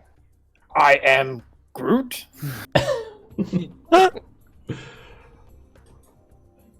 Havel.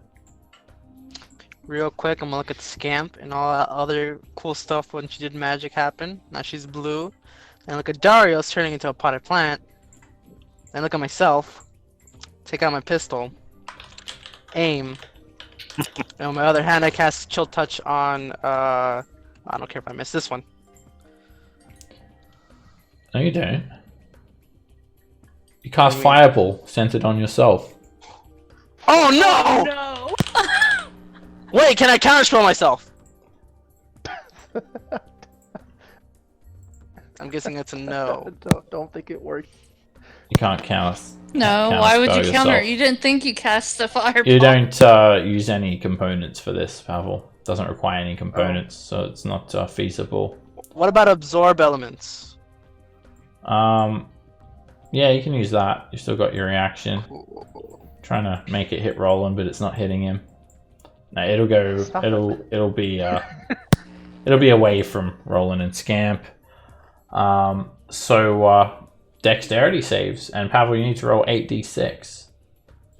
I automatically fail. Oh And if god. And I'm vulnerable, so I'm probably dead. Thanks. Thanks, I'm guys. so sorry. I You, didn't tell him to cast the um, fucking spell. You don't automatically fail. You can still move, Darius. You can hop around. You're incapacitated. You can't take reactions. I didn't know that. And you can't take I would actions. have, yeah, I would have tried to hop out like away from the edge. Then if I was like, Oh, I did- thought I was incapacitated. I did tell you. I did say it, so it's too late now. I did expressly tell you what incapacitate does. All right. So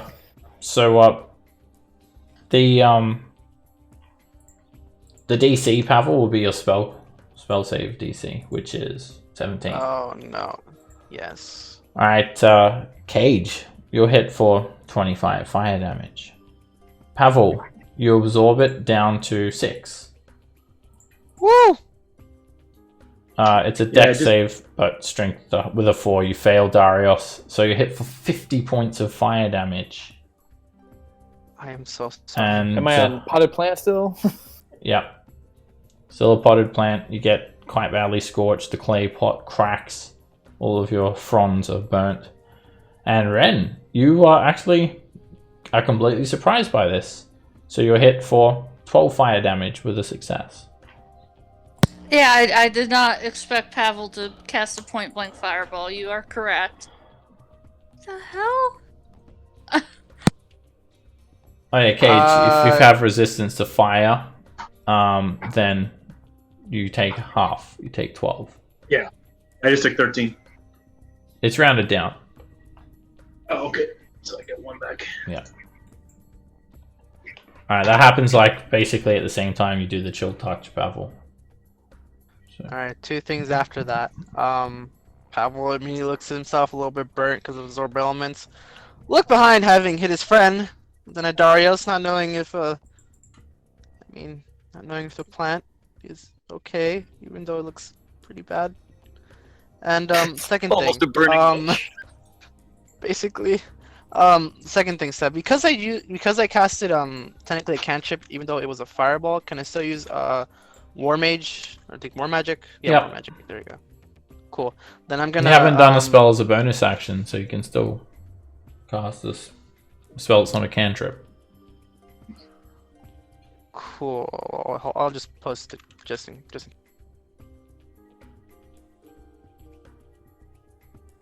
And at the same one that I aimed, I'm gonna shoot my pistol as a bonus action. Okay. Sharpshooter. It's probably gonna miss too. It misses it. They're quite quick, and it uses these metallic wings to flitter out of the way. This arbalest is going to let loose at you, Brew, coming to the edge of the trench, flying up 20 feet and firing down at you repeatedly. Hit, miss, miss, and hit. So you take a total of 5 damage with your resistance. Rolling. Well,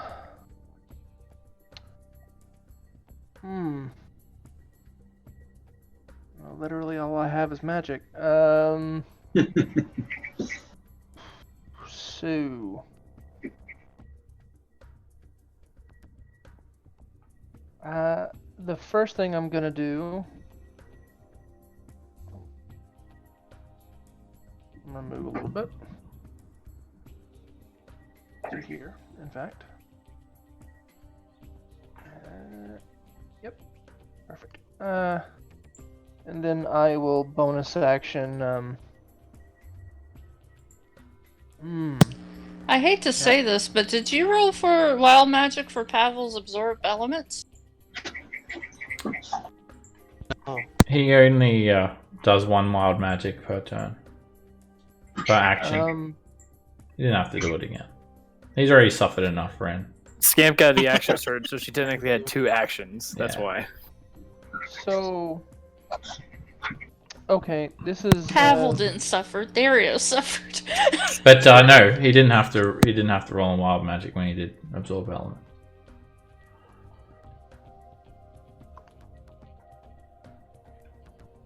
Everybody but Scamp.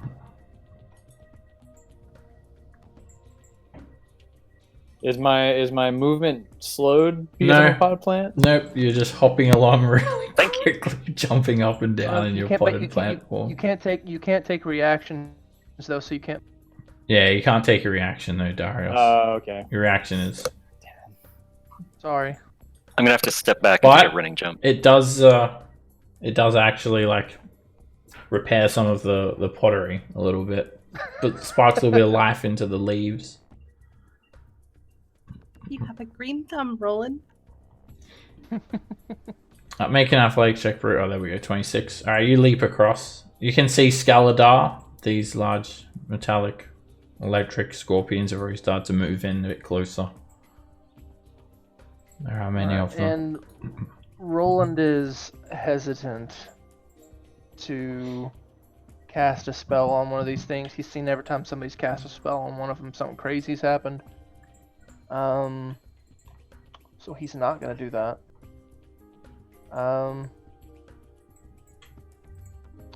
Don't know what he would do though, to be honest. I can't really help. Oh, I know what I can do. I'll ask everyone, would you like a way across that's a little easier than the way that Brew did? Or are we good just sitting here? Don't be a coward, elf! You should be the first to sacrifice yourself. Curlo calls Call me out. an elf again and I'll fireball all of you. I like angry Roland. Is that so? Scared of what's happening. I will cast, I'll use a 5th level spell, and, Wall of Force, create a bridge across.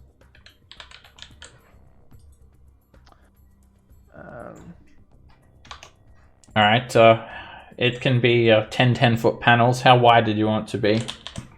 I will just remind you that hobgoblins have a hatred for elves, and you feel like they're probably going to attack you now, Roland.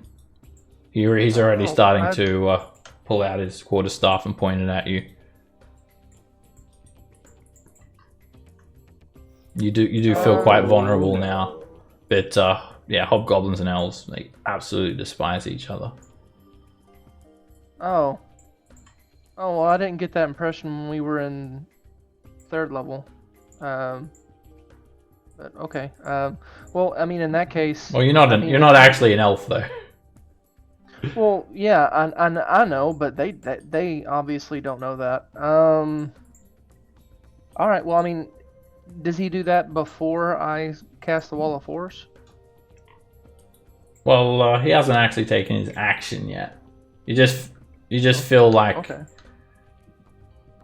you can tell in the tone of his voice that he has a hatred for elves. I don't know if you really know about Hobgoblin's history, though, as a character. I don't think Roland would. You're not an elf, though, so. Which, yeah, so. Do you want to try to relay that? I mean, yeah, I'd point out I am not an elf. He's not Don't an call elf. me one, please, and I'll point out my horns. He has horns. Before I. Stand down. Don't shoot him. Let's see, 10-foot panels. It is invisible as well, so you're gonna have to tell everyone where it is because they can't see it. Yeah. I'll tell everyone that. I'll make it as wide as I can. So I think I could probably just make a bridge just, I don't know, 20 foot wide, probably across. Okay. And then I would About there, or? yes, that's fine. Everyone, right in front of Pavel, there is a bridge that you can run across. Letting you know. And then I will. That could be such a funny prank, though. Come to here Oh, and just God. not cast it. And then I will go prone.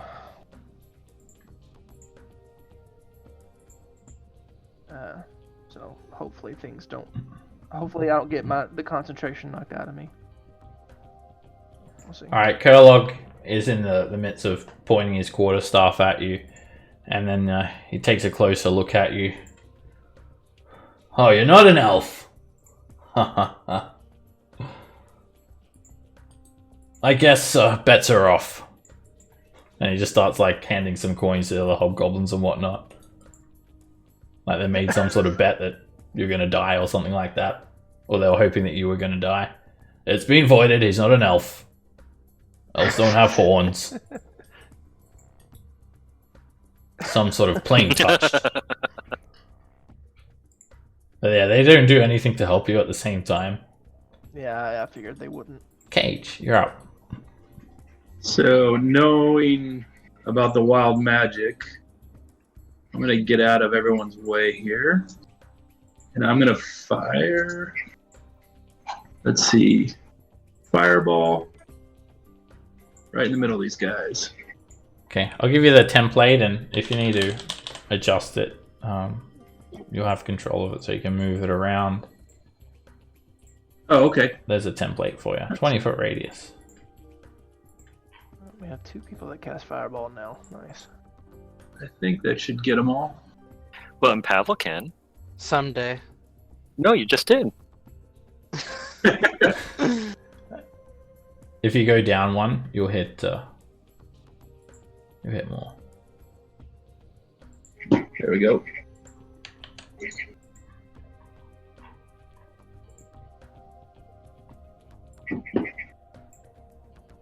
Woof. All right. You haven't expended any sorcery points, had you, Cage? No. All right, well, if you did, you've got them all back now. Oh, You wow. feel a boost of Nice. power, and as you cast that firebolt, like you're absorbing an extra arcane weave, the fireball, sorry, and there's just a massive explosion. It actually kind of glances aside of this enormous construct and does a little bit of damage to it, like the archway itself, and then all the arbalests try to avoid it however they can, and all of them fail. And all of them are instantly destroyed. Bits of incendiary metal and bolts and whatnot all just drip down onto the ground like napalm. 5 of them are destroyed. Got those. Nice. That's all I got. One of the hobgoblins clap. Well done! Don't clap, you fool! Alright, if your turn is finished, Cage, when you click your token, look up the top of your screen. You'll see an end of turn button. Click that and it'll move it along. Oh, so there we go. don't accidentally preemptively end your turn. And an arbalest moves up closer to you, and you can see it. It's over here. And it just points at you and starts letting loose. Tuk, tuk, tuk, tuk, tuk. Series of crossbow bolts repeatedly. Miss. Miss. Miss. And a miss. They will go wildly overhead. Wow, look at that. The guy with the lower AC. Yeah, you just dodge them all. And, alright, Brew, these Skeledar start to move towards you. The Arbalests are 20 feet overhead. They've flown up as they've moved closer to this area. Skeledar are edging towards you. They're absolutely enormous. They're huge-sized creatures. Right. Brew will shout up at the Arbalest with absolutely no irony. Come down here and fight like a man. And then It makes a clicking sound. And they actually look at each other like they're able to communicate to one another. And Roland, you can kind of understand it. Because you've got tongues up, right? Yeah, I do. You vaguely hear like... We must destroy. Do not compute. Do not compute. Error. And they're actually speaking in Modron. Interesting. Okay. take a couple swings at the Skeledar. Oof. That hits. Yeah. Flaming greatsword slams into it, and the fire does not affect it very well. It's resistant to fire. But the rest of the damage all works good. It does have a very hard carapace of pure steel. You slash into it again, and you put a dent in it. It's looking a bit damaged from those couple of attacks. Ren.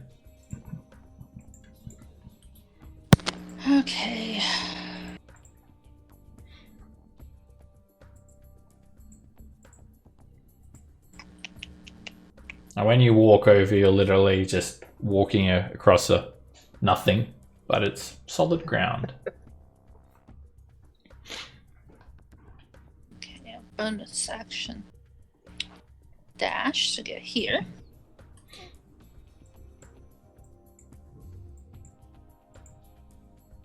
I'm within 30 feet. I'm going to shoot my crossbow at the Scaladar.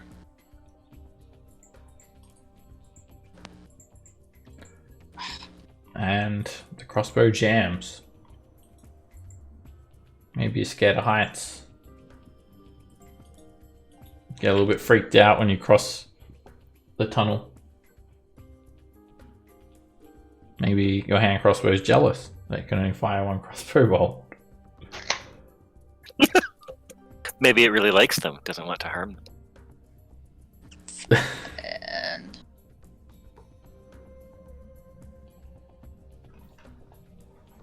Alright, this arbalest is sheathed in ice, but it does point at a bright blue scamp. The first shot's at disadvantage because the ice has to kind of break through it. And That still hit. it hits you. An ice cold bolt hits you for 3 piercing, and it lets loose the rest of its rounds. And it's very accurate. Why? It hits and crits. It hits you for 15 damage, scamp. 2 bolts glance you, slashing through your bright blue flesh.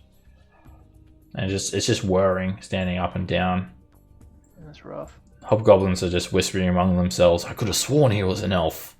I told you he wasn't. You're right. If he was, though, we would have killed him, right? Well, we would have expended him first. Well, he's not an elf anyway. And they're just having a very nonchalant conversation. Are they speaking? Are they speaking in Goblin or? Are they It's speaking in Goblin. Common? They don't think you can understand it. I don't let them know. This Scaladar makes a clacking sound, and it launches itself towards you, Brew. It does take the dash action as it kind of climbs over all this scrap metal. All this area is difficult terrain as well, Brew, if you're to move through it. All the areas where you see this, it's just a big pile of scrap metal. Jagged. You have to walk carefully through it. And then there's this 100-foot tall metal arch spanning overhead. So that was a dash. And another Scaladar comes clambering over towards you with a dash. The Arbalests turn their attention towards you. Brew. Actually, no, this one, sorry, is going to fire at Ren. First shot's at disadvantage. It's all frozen up. It breaks through the ice poof, by just letting loose a bolt in a random direction. Then the rest come your way. That one hits you for 8 piercing. I'm going to dodge it. Uncanny. Alright, you sweep to the side as it only glances you for 4 instead. Oh, wait. Here comes another shot. It's a crit, which does the same amount of damage as the first one that you dodged. Another 4. And another crit. I guess they do have a high chance of critting. You hit for another 7 damage. Yeah, 20% chance of getting crit every shot.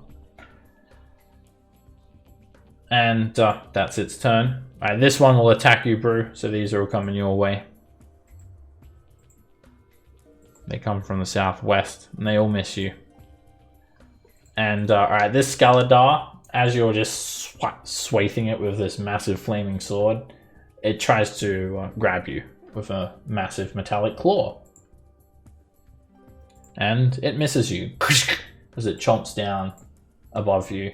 It tries with its other claw, and it misses you. And then its stinger tail whips around and comes straight in at you. And direct hit. It injects lightning into you. You hit for 11 piercing and 20 lightning. 31 points of damage from a single tail swipe. Shocking. And it just moves on top of your face like that. It looms over you, basically. You can pretty much fit underneath this thing standing. You can see this shiny metallic underbelly. Scamp. Step away from the party, just in case. Hey, don't come over here! They say, after witnessing the fireball. Yeah. And then from right here, I'm going to cast Spell Magic on Darius and hopefully get rid of his potted plant now. The spell Can it be the magic. spell? The spell just simply fails. It's not a spell, and it's not dispellable. Do I use my spell slot? No, it just simply fails. No spell slot consumed. It does take your action. Okay, then. Well, Darius, you're a plant for a while. I don't suppose I could use Druidcraft to heal you eventually, so I'll just throw some Fey energy in. I mean, I'll toss 5 Fey energy dice into him. Alright, it repairs some of the leaves, some of the cracks in the clay pot. So 15, I think you still have temporary hit points from I do, one, yeah, so you're not going to get from that. And then he pops back into his regular old self. Maybe it did work. But you're no longer a potted plant, Darius. Thank fucking God. No, seriously change what I was gonna do now. 20 feet up. Shit.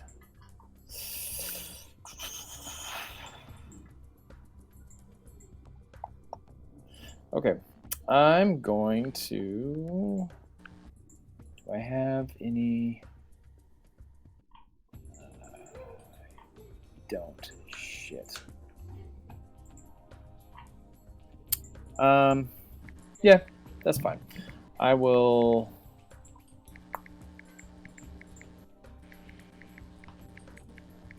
step back to here. Because I don't want too many people to be around me. Sorry, Cage, if you're too close. A couple of little scorched leaves still fall off of you, Darius, from your plant form. Like, you kind of brush a couple more off. Sorry. Remember, even in D&D, practice social distancing. Very much so. And I will drop a Cure Wounds on myself. First level. But, Nothing crazy happens. Just get healed. okay. Yep. Roland yells out. I think it's only when you cast magic on the constructs that stuff happens. Nothing happened when I cast the Wall of Force either. Have. Pavel looks down at his hands, I guess, even though one of them has a gun. It just says, "Never again," for the magic stuff. So. Never again. Oh, it's a crazy ultimatum for one fireball.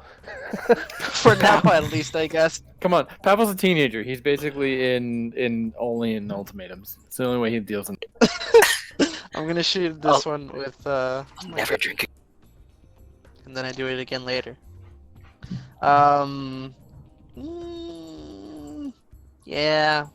Yeah. Crit.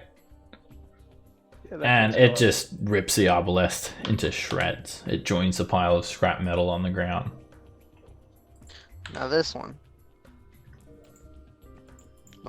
The one next to it. There you go. A little bit of lag. 13 is going to miss. Okay, I'm just gonna take this damn thing off. And shoot it again. That hits. The bullet hits a vital part of the arbalest's mechanical build and it just rips it apart. The bowstring just gets flung off. Bits fall apart and it comes crashing to the ground. Then this one right here with my last shot. Okay, there you go.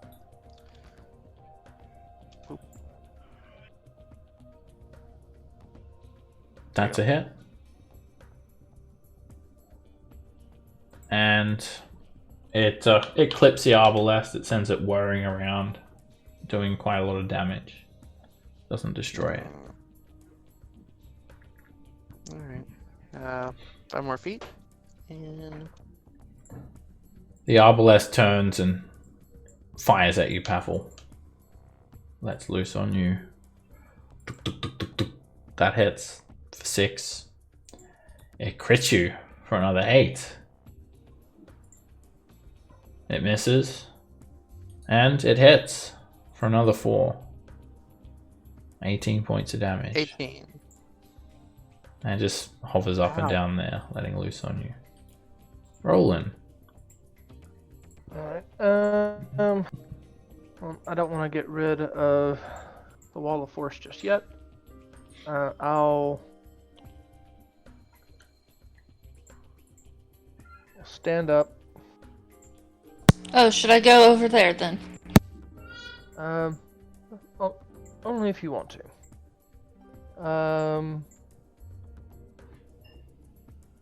And I don't really want to cast a spell at one of these things, but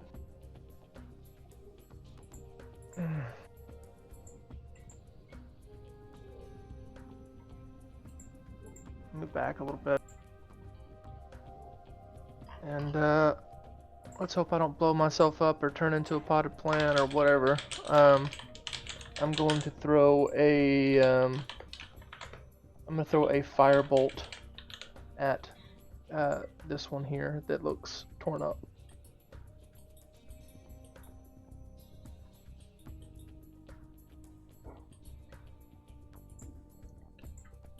Alright,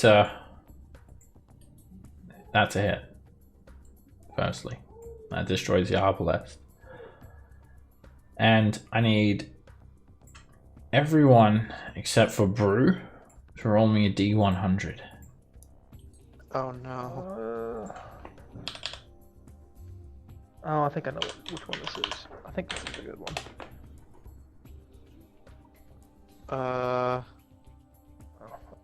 Oh, that's for all of them. Oh. Oh, This hobgoblin starts coughing uncontrollably. I've been poisoned! It's a bad one. And I thought it was the one where they get to fly. Never mind, I was wrong. the mad wizard! He put something in my canteen! He starts dramatically, like, choking. I mean, it doesn't hurt me at all! But it just tastes bad. I mean, I let him do it.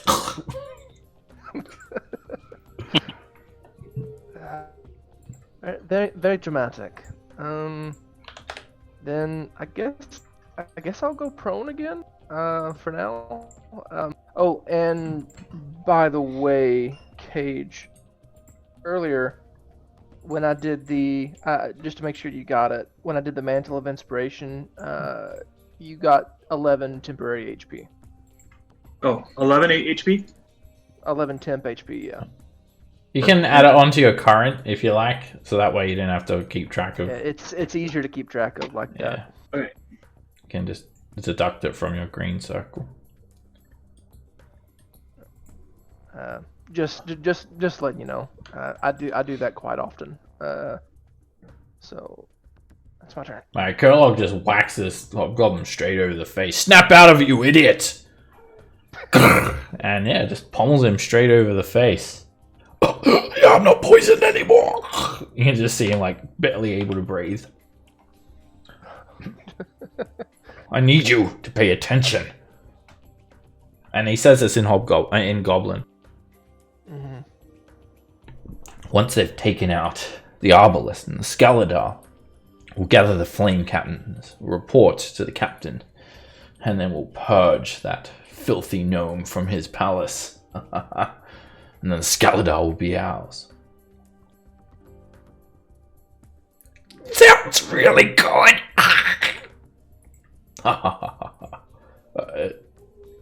Stop foaming at the mouth! And he whacks him again. Cage. So I'm going to do another fireball right here. Is there a different way to do it from the the staff in Roll20? You'd basically just need to make yourself a new macro for the fireball if you don't want to deduct your spell slots. Okay, I'll just do a regular spell right now, and we'll deal with the staff later. Yeah, just give yourself back the spell slot, and yeah, it uses your spell save DC and everything. And I'll give you the template for fireball, so you can. I mean, you'll be able to hit those 3 Scaladar without hitting Brew. Oh, that's way nicer than the wand of fireballs. You get to use your own DC. Woo! Yeah, it's a more powerful item for sure. Yeah. All right, you hit 3 Scaladar. I'll do their saving throws. They're not very quick. They are resistant though to the damage. They all fail. So I have the what's it called? Elemental Adapt. Elemental. Yeah, exactly. So that overcomes the resistance, right? And any Yeah. one is 2 when I roll damage. Okay. All right. Then in that case, it really does damage them even more, and it. You've got the damage there, 36 damage. Oh. And I didn't even see that. Okay. it really dismantles the Scaladar looming over Brew, and it buckles panels on the other one, causes some of these electric panels to fall off the constructs. And for the next... Oh, Cage. Oh, no. This is a really good one. That sounds good. For the next minute, Next, oh, all of your spells with a casting time of 1 action are now a bonus action. Oh, Nice. That's a That really I is wasn't going nice. to cast anything either. Starting with that one. So you still have an action. Cool. I don't want to cast anymore. The caveat is all of your spells are now a bonus action, so you can't actually cast spells as an action. Because they automatically become a bonus action. Nice. You can do stuff like Yeah, dash. you can dash, dodge, or whatever you want. So you can dodge or something if you like. Yeah, I'll dodge. Dive or dodge. Okay. You just feel another surge of arcane energy just cut through you. Seems to be emanating from this giant construct in the center of the tunnel. You're kind of getting that feeling now. The simulacrux, as the hobgoblins put it. Alright, this arbalest is going to fire at you, Cage. And you'll have, well, it has disadvantage because you're dodging. And you jump to the side and dodge all of those incoming bolts. This Scaladar moves up, navigating the scrap metal with ease. And it's going to try and reach out and grab you, Brew, with its enormous claws. Reach out and touch someone. It misses. It's going to try again. And it misses. And then Stinger Tail is going to whip underneath the other Scaladar coming in at you. And it completely misses. It edges a little bit closer. Oh, you're a pretty one. Brew. All right. Nice fireball. Hey, Pavel. Look at these shiny things. I'll swing at the one that's super hurt. They are quite a mechanical marvel. And it's a miss. And it's another miss. Wow. Stop looking at your reflection, Brew. Get back to the fight. The blade's just bouncing off solid steel.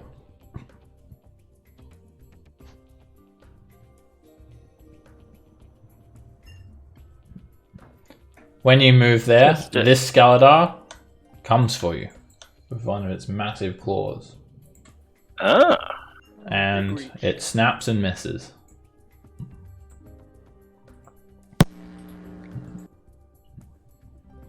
Ren. did he just leave 5 foot away from that one? 10.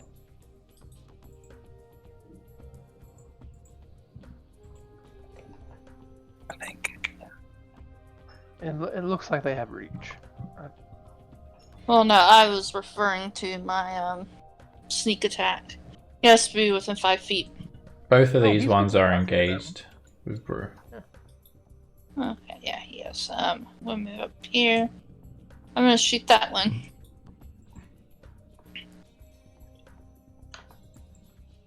You try to look for a weak point, and you think the head is a good weak point. That's a hit. And the bolt lets out a bit of an explosion of lightning. It doesn't like damage Brew or anything, but all of the lightning that's humming within its tail, it just ceases. And the Skeletor shuts down. Just becomes inanimate in its space. Nice shot, Rad. How do the hobgoblins react to that? They're not even like looking. They're like all facing Kurlog, and he's giving them this like pep talk, like what they're gonna do afterwards. I'll yell at Ren. Nice job taking out that Skeletor. Thank you! Damn, they took out the Skeletor, Kurlog. So, just if they ask you, say that we killed 5 of them each. Okay. But what about the ogres that we sent? They were absolutely decimated. And, I mean, they're ogres. Ogres are weak. Just shut up. Act tough. So, yeah, he starts speaking in common. Those Skeletor that we killed the other day. How many did you kill? 5? Wow.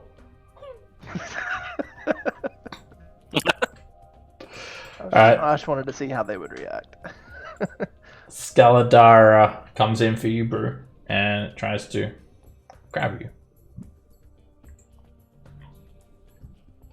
It misses. It tries again, and it chomps you. Grabs you in its mechanical claw, and you're grappled. You take 3 points of bludgeoning damage. And it's going to start taking you away. It starts climbing up the arch. And as it's doing that, its stinger tail is coming in at you.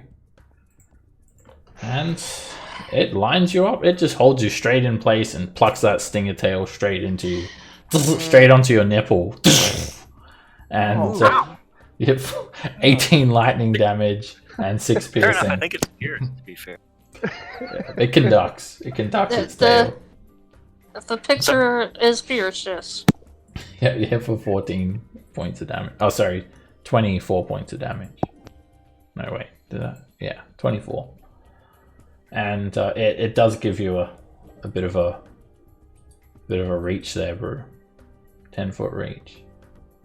And this one, okay. This one's going to move up, just climbing over the other dismantled one to. Oh wait, let me see if it can actually get there. Yeah, it's going to move here, and it's going to try and grab Pavel. Oh no! Shields. All right, it clamps onto you, and your shield activates, and it clamps onto your shield instead.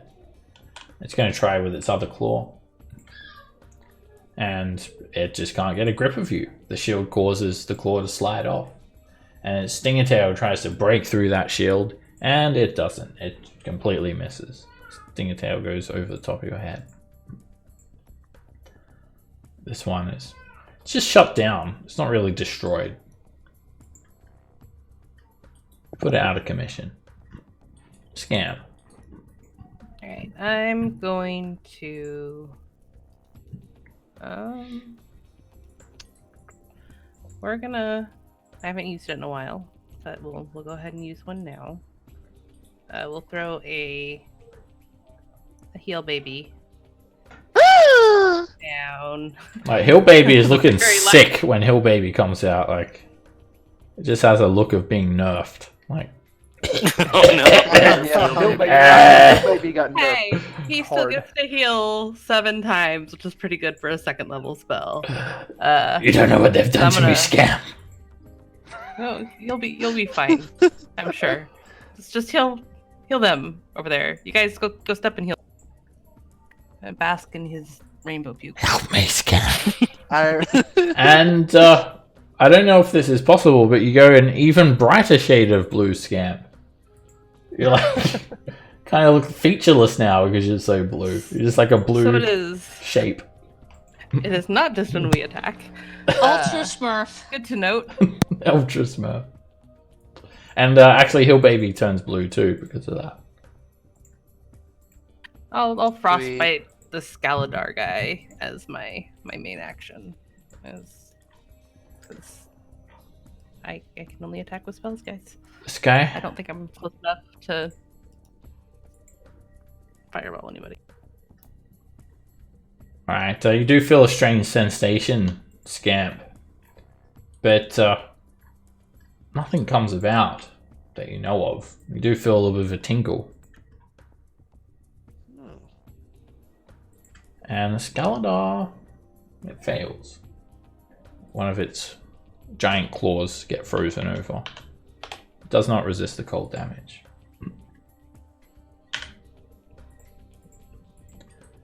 Darius. Alright. Dog in this fight, finally.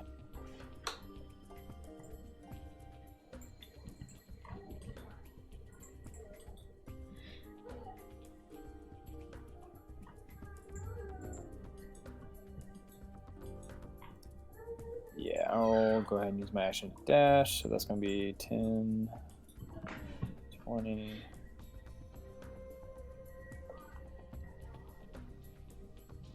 Oh, yeah.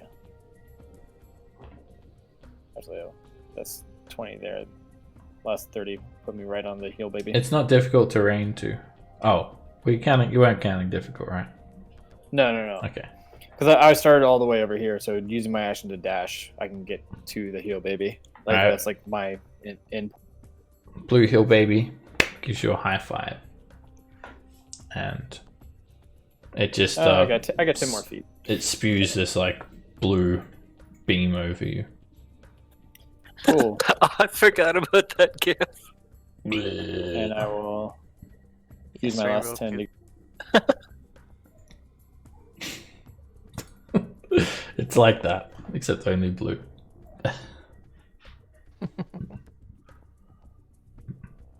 Hey, It's all in shades of blue. Alright, you come up to these just enormous things, like as big as a house, these Scaladar. Pavel. I miss you, heel baby. When you move there, this Scaladar tries to grab you. And it does. Why did I do this? It grapples you. And you're hit for 13 bludgeoning damage. And it grapples you in this space. So you don't get the heal, baby. Good question. No, you don't get to it. You're stuck in that square. Alright, just because this thing ruined my front. Oh yeah, I'm killing this thing. It didn't allow me to interact with heal baby. It's dead. Or is it? Okay. Well, then again, I have no. It has high AC. Not good to do that. Okay, I'm just gonna aim all my shots at it. Hit. There, you cause a few sparks to fly out. Hit. A few more sparks. You're screwed from a Scaladar. Hit. You put another hole in it. More sparks fly out. It's starting to shut down. Bonus action. And that's another hit. Its tail slumps down. Its claws hit the ground and it loses all essence of lightning. Now I'm gonna dust myself off after grabbing me. Go back to business. Interacting with heal baby. Wow, do not get between Pavel and heal, baby. Hill Baby gives you a hug when you get there and tells you everything's going to be okay. And then spews this Yes. blue magic all over your face. Should I just use what Scamp had before? Yeah. 4 it is.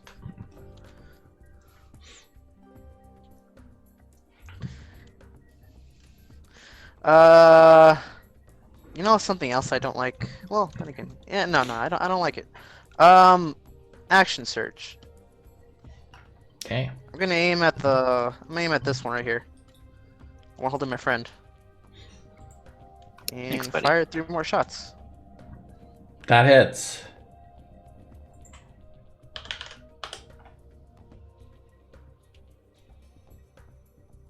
That's another hit. It's looking quite damaged. And another hit. A big panel That's not gonna just kill it. is ripped off of it. And it's not quite destroyed. It's letting out sporadic flashes of lightning everywhere though. Close to coming Only down. a little bit more.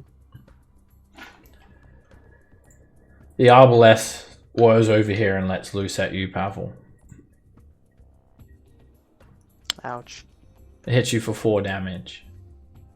While a rain of other crossbow bolts miss, another one hits you for 11. 15 damage in total.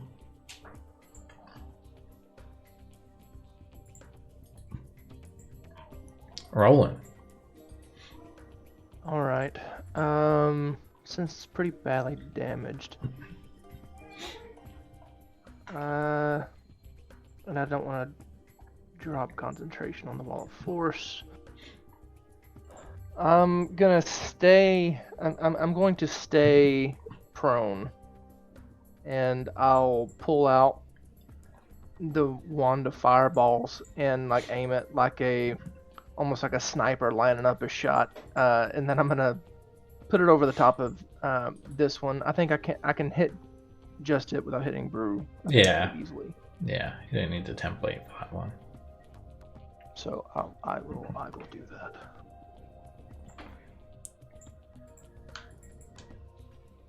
The Scaladar fails. It resists the fire, and it gets very badly scorched. It's still clinging onto Brew. Damn. And Roland, the hobgoblins are pointing at you and chuckling. Because this thick grey ooze just like drips down all over you as you cast grease on yourself. Great. And yeah, it's centered on yourself, so it's just like a 10-foot square spludge of grease. And when you start your turn in it, well, you're already prone, so I'm already prone and I'm not getting up, so it's not gonna affect me at all. I'm just in grease now. you're all sludgy. Yeah, that's fine. Do you break out into song? It's kind of perfect with the bard. Is the one in Greece. He pops his no. collar first. I don't know, grease. That's not really his cup of tea. That's not Roland's cup of tea, really. Metal. I just finished my tea.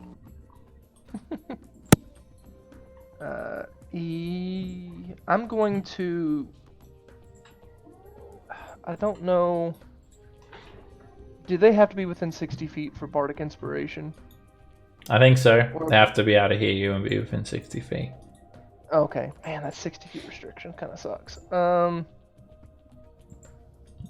never. Alright, I'm just gonna end my turn there. Hobgoblins start laughing at you, Roland. Look. We would never do that. I'm not too fussed about it because I know I could kill them all with one fireball. Cage. Do it. Yeah. I got nothing but magic, so I'm just gonna dodge. And I'll move forward just a little bit. Do the magic. Wild surge. Yeah, I'm not gonna risk it right now. I'll just dodge. This arbalest, it's going to start firing at Darius. Repeatedly. I didn't realize there was a second arbalest left. and just clinging at you. All the bolts just cling off your armor, Darius. Alright, this Skeletor, it tries to grab Darius with its left claw. Miss. Tries to grab Pavel with its right claw. And it hits.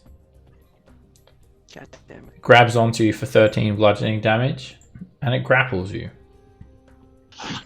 And it's going to start taking you up the arch. It moves back 30 feet, keeps you 10 feet away from itself, and very precisely it tries to sting you with an electrified tail. And it hits you for 19 points of damage. I'll try and Sacred Flame it as a It reaction attack. It did not move out of your reach. I have a 10-foot reach with my whip. Oh yes, you have your whip out, so that does provoke.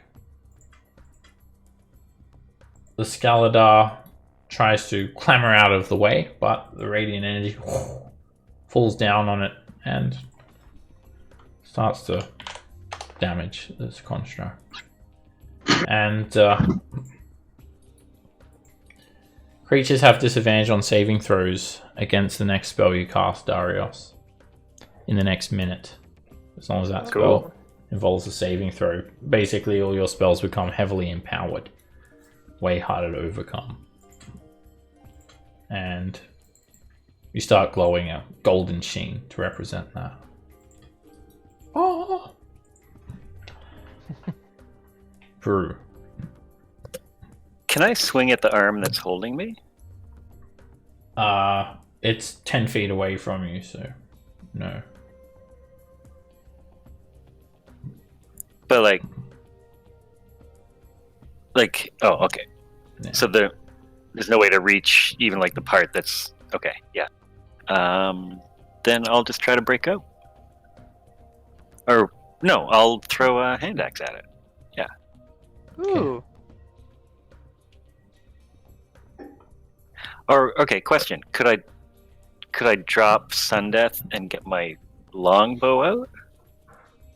Sure. Attack with it? Yeah. Okay.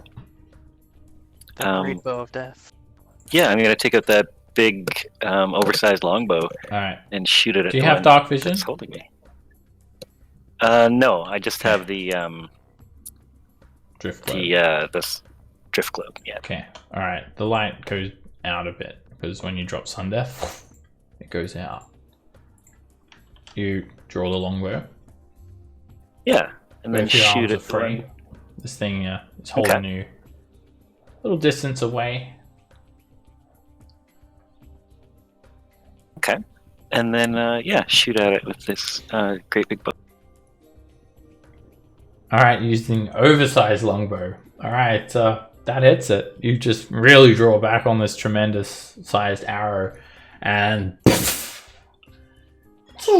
it hits a vital panel, shutting the entire construct down, and its claw just mechanically opens and releases you from its grip. Nice. All right. Thanks for softening it up. And as I land, use my interact with object to pick up Sundeath. You don't. And it would take your action to do that. You can only draw one weapon per turn. Oh yeah, because I drew the bow. Okay, yeah. You can Then shoot yeah, the use other my one. action to. Oh sure, why not? Yeah, Yeah, you've got a second. I'll shoot the other one. Yeah. Shoot the one holding Pavel. Hey, Pavel, this is kind of backwards, isn't it?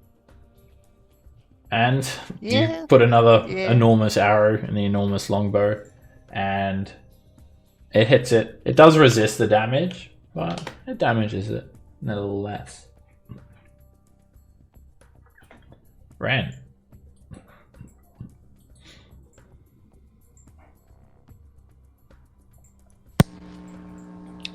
I'll shoot it with my crossbow. Direct hit. You wouldn't get sneak attack, but Oh. the bolt does find a gap in between its steel carapace, which ejects some lightning on impact.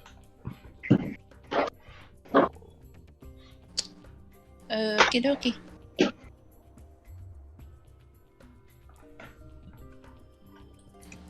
The whole goblins are just talking tactics, basically, while you guys do all the work. Scamp. I am going to move closer over here.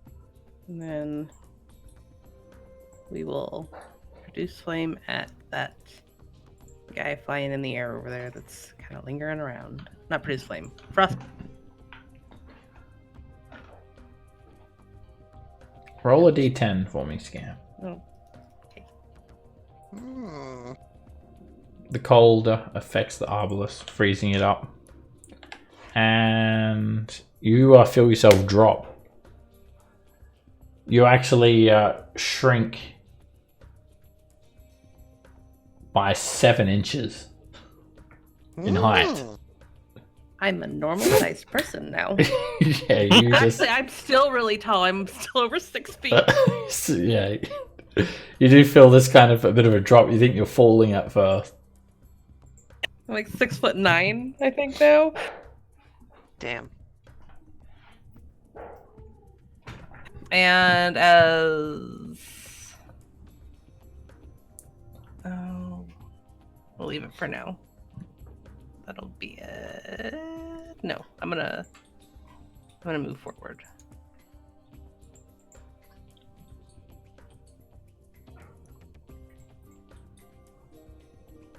Darius.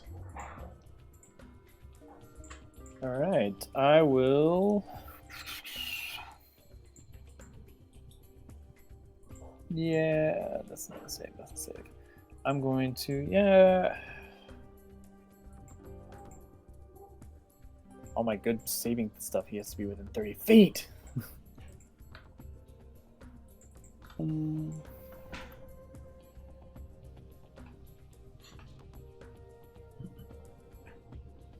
Yep, I'm going to just... I totally forgot about moving to heal baby. Oh well. I will Sacred Flame the one that's got Pavel.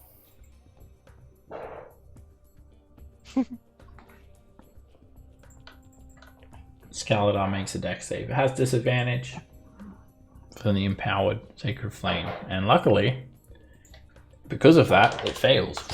And a big panel is just kind of starts to power down.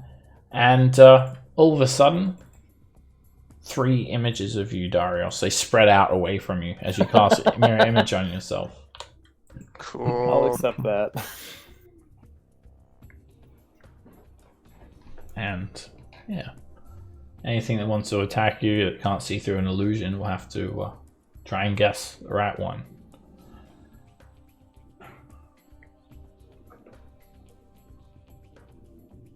Ooh, okay. Yeah. So that's the end of my turn.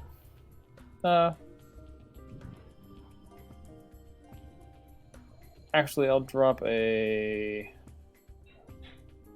How close are you, Scamp?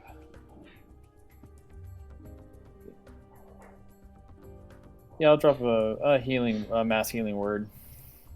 Oh. To heal baby. Alright, mass healing word. And roll that up. And while you do that, So all it's of the 2 plus 5. 7. So we all get 7? Pavel, Ren, Scamp, and myself, and then I will walk in and out of heal baby as long as I don't turn into a potted plant. I need every one of the party members to roll a d100. Again.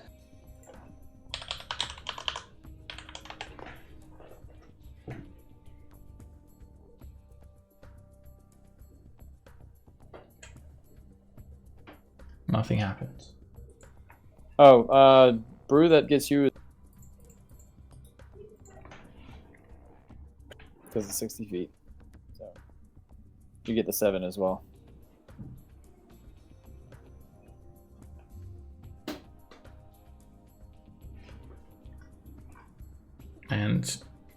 Hill Baby gives you a hug.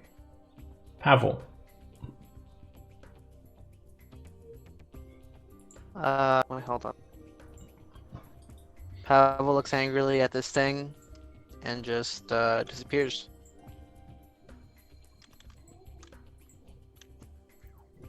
Boop. And then back to Heal Baby. You Again. feel quite fortuitous after that, Pavel. I feel like you can drink. Like I can drink? Yeah. You are immune to being intoxicated by alcohol for the next couple of weeks.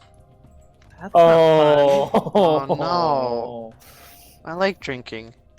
Well, it just means he's immune to being intoxicated. It doesn't mean he can't die from liver failure. It's your curse, Pavel. How many weeks? A couple of a 10-day, 2 10-day roundabouts. 2 10 It's like 2 weeks in this. Yeah, damn. I'll have to write that somewhere. Okay. Back to the game. Action. I'm gonna shoot this thing.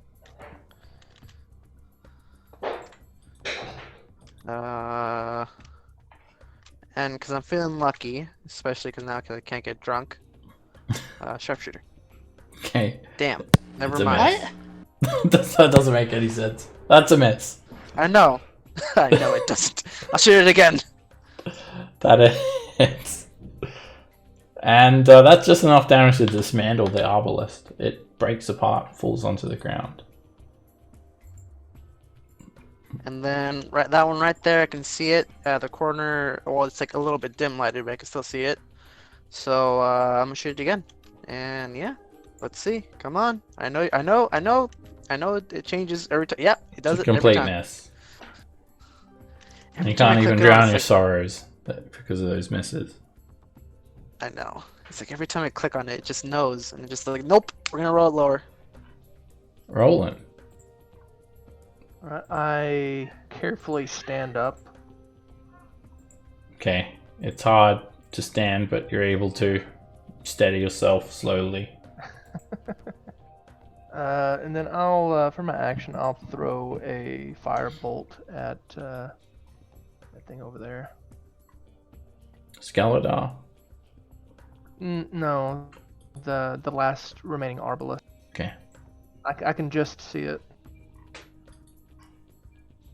Ah. It's a miss. But you get a surge of magic just empower you. And creatures also have disadvantage on your saves for the next minute. Cool.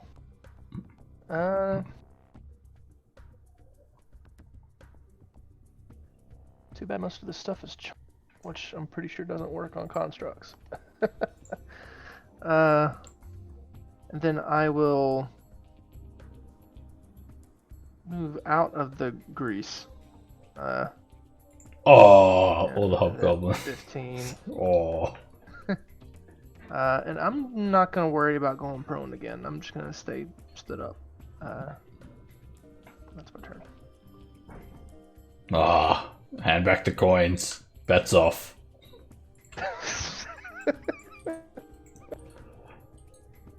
Okay. So I'm just gonna move forward to Heal Baby, which I think is 30 feet exactly. Yep. Heal, baby. And then I'll dodge. They want to do some wild magic? No. I think we got this covered. Alright, this arbalest is going to fire at you, Darius. I keep forgetting Unfortunately, it's over there. It's the mirror right there. image is irrelevant. It knows exactly where you are. Blind side. Okay. It's just not very good at... Well, okay, it is. It hits you for 10 damage. It hits you again for 4 damage. And it hits you again for 12 damage. Crits on Again, No, again, Brian. I'm gonna cancel that crit. Okay. Again, Oh, Brian. What did you do to anger Seb? You use your grave power to cancel that final crit. So you take 20 Six. damage. in total from those Remember- 3 attacks. You have to be pessimistic for stuff to be able to hit. That's how it's like, oh, this won't hit, and then it does. Alright, this Skeledar marches back down the Simulac rocks, and it does try to grab you, Darius. Luckily for you, it doesn't know which one is the real one. So make a d20 roll. Roll a 1d20. And it cuts through one of your images. The AC for image is 10 plus dex. It's going to try and grab you again. Roll another d20. I think you need 8 or higher for this one. And cut through another mirror image. And then its stinger tail comes in at you. You need 11 or higher this time. Oh. And it misses you. It ends its turn there. Brew. Interact with object to pick up Sun Death, and bonus action to. Alright, you grab the sword and flame on again. Flame on. Spews out this massive orange glow. Scooch up here, and at this point, I guess, can I drop my longbow? You can drop it, you can sling it over your shoulder. I can put it away still? Okay, I'll put it away and then swing at the big piece. It's a miss. And that hits it. You slam the flaming sword into its side, and it's pretty badly damaged, that Skeledar. Ren. Okay, this turn I will remember to do the healing baby. Okay. Your baby's always there for you. Until he's not.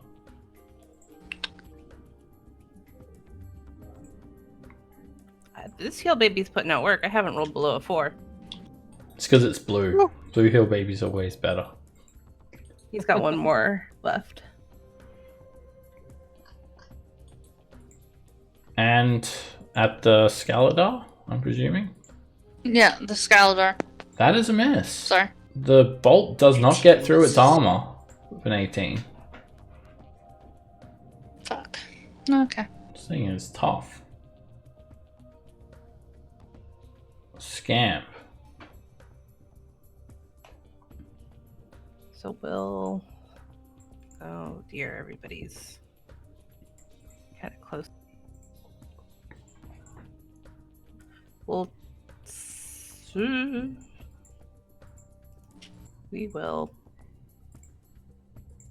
We'll step back just a little bit, and we'll frostbite at the scorpion dude. Alright, as you do that, Scamp, you something about Pavel that scares you. You start to become frightened of him.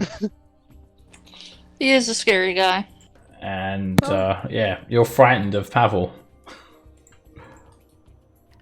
So that was 5 feet, so I'll just, go back this way and cower behind Roland. She found out about your dreams of incubuses. It's terrified her. Terrible, terrible dreams.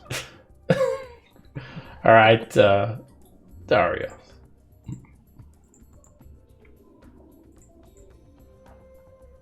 I'll come up to here, bonus action planar warrior, the Skeledar, and make some whip attacks. Your attacks miss. Oh, fuck. Thought so. Pavel. Okie dokie. Bonus action, second wind. Hold up.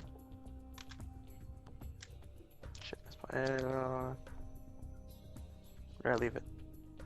Oh, there it is. Ah. Should be one more as well. 16. Oh man, I still haven't changed it? Damn. Alright, thank you. Okay. I'm just gonna share this one. And a big old... Badoo. That's a hit. And it doesn't quite shut it down. Very close. That hits, and this time, all the Skaladar's power is gone. It shuts down.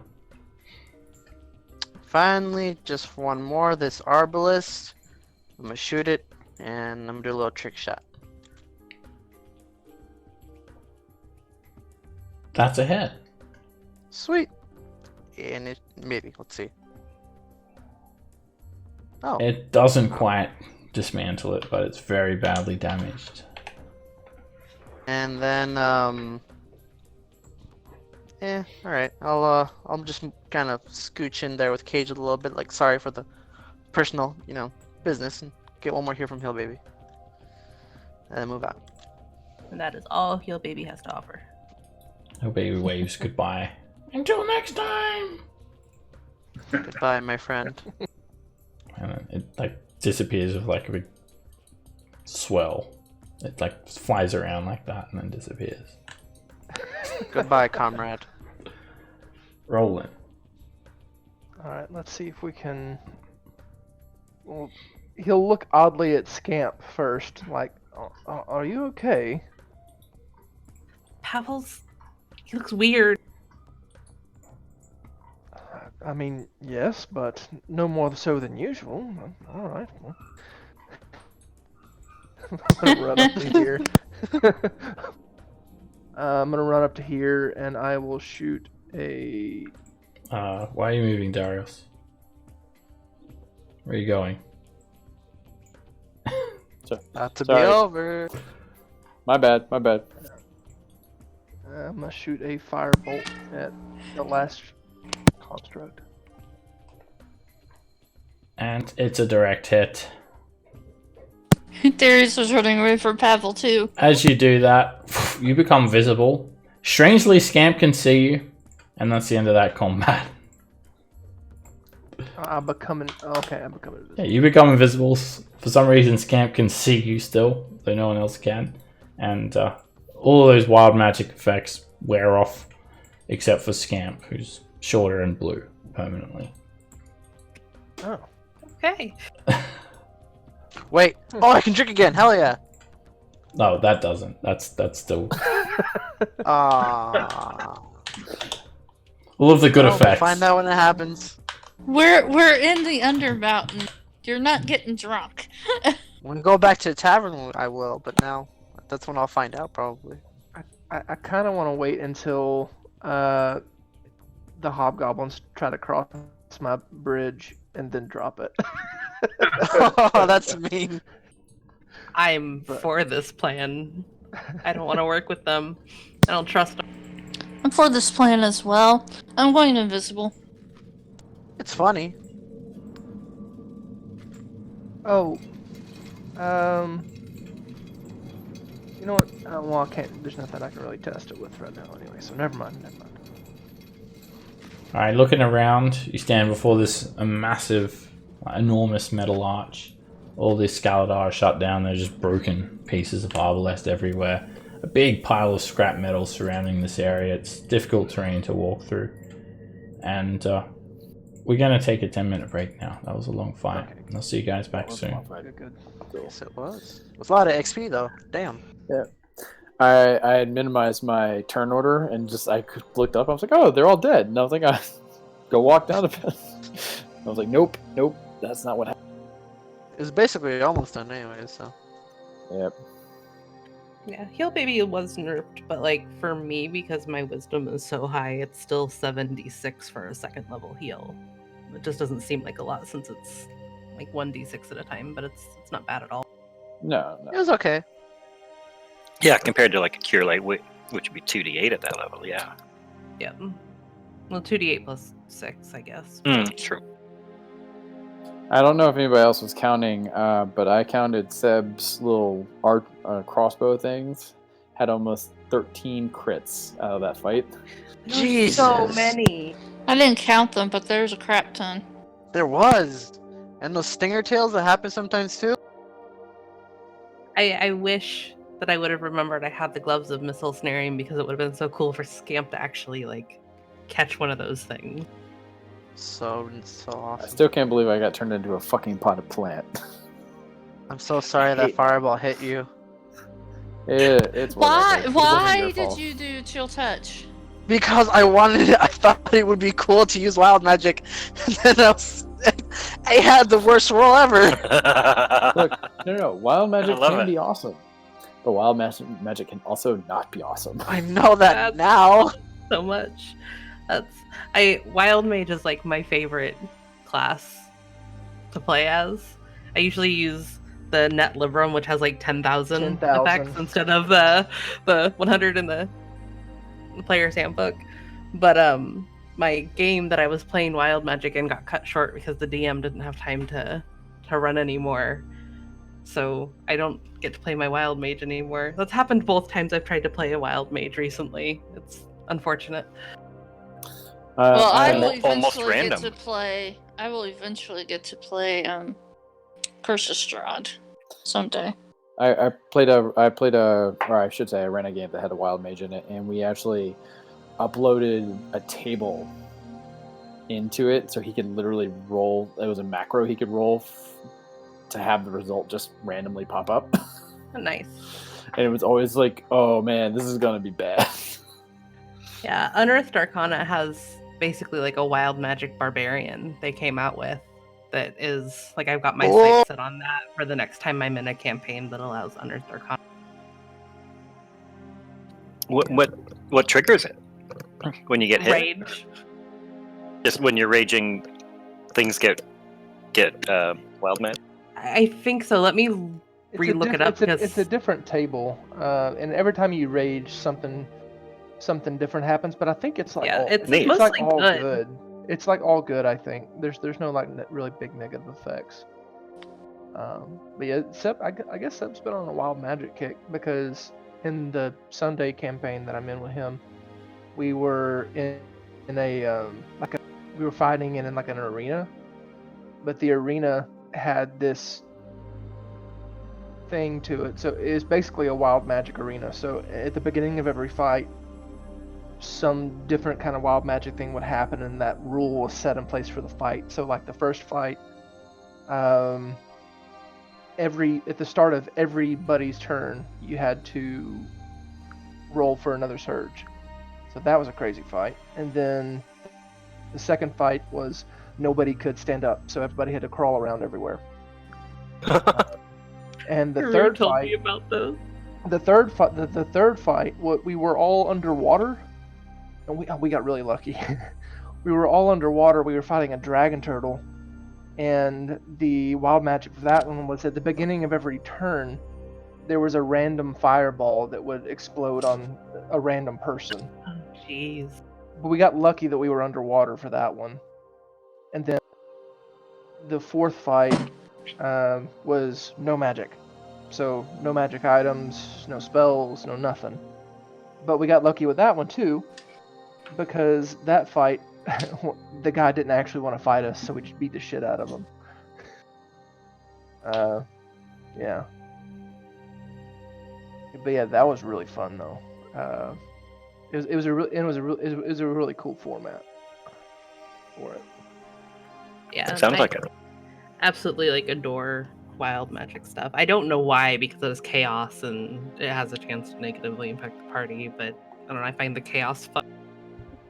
Yeah. The first time I ever played with a wild mage, it was back in 2nd edition, where fireballs grew in size, the higher level, and my sister was playing a wild mage who had permanently polymorphed her brother into a panther, and the panther was traveling around, and because she was trying to find a way to correct it. She cast a maximum level fireball and killed her panther brother. Oh, Ouch. Almost killed all of us. Because we were because in second edition, it wouldn't just stay in contained. If you cast it in a 20-foot, if you cast it in a 10-foot room, it would go out into corridors and around until it fit all that cubic feet that it was supposed to fit.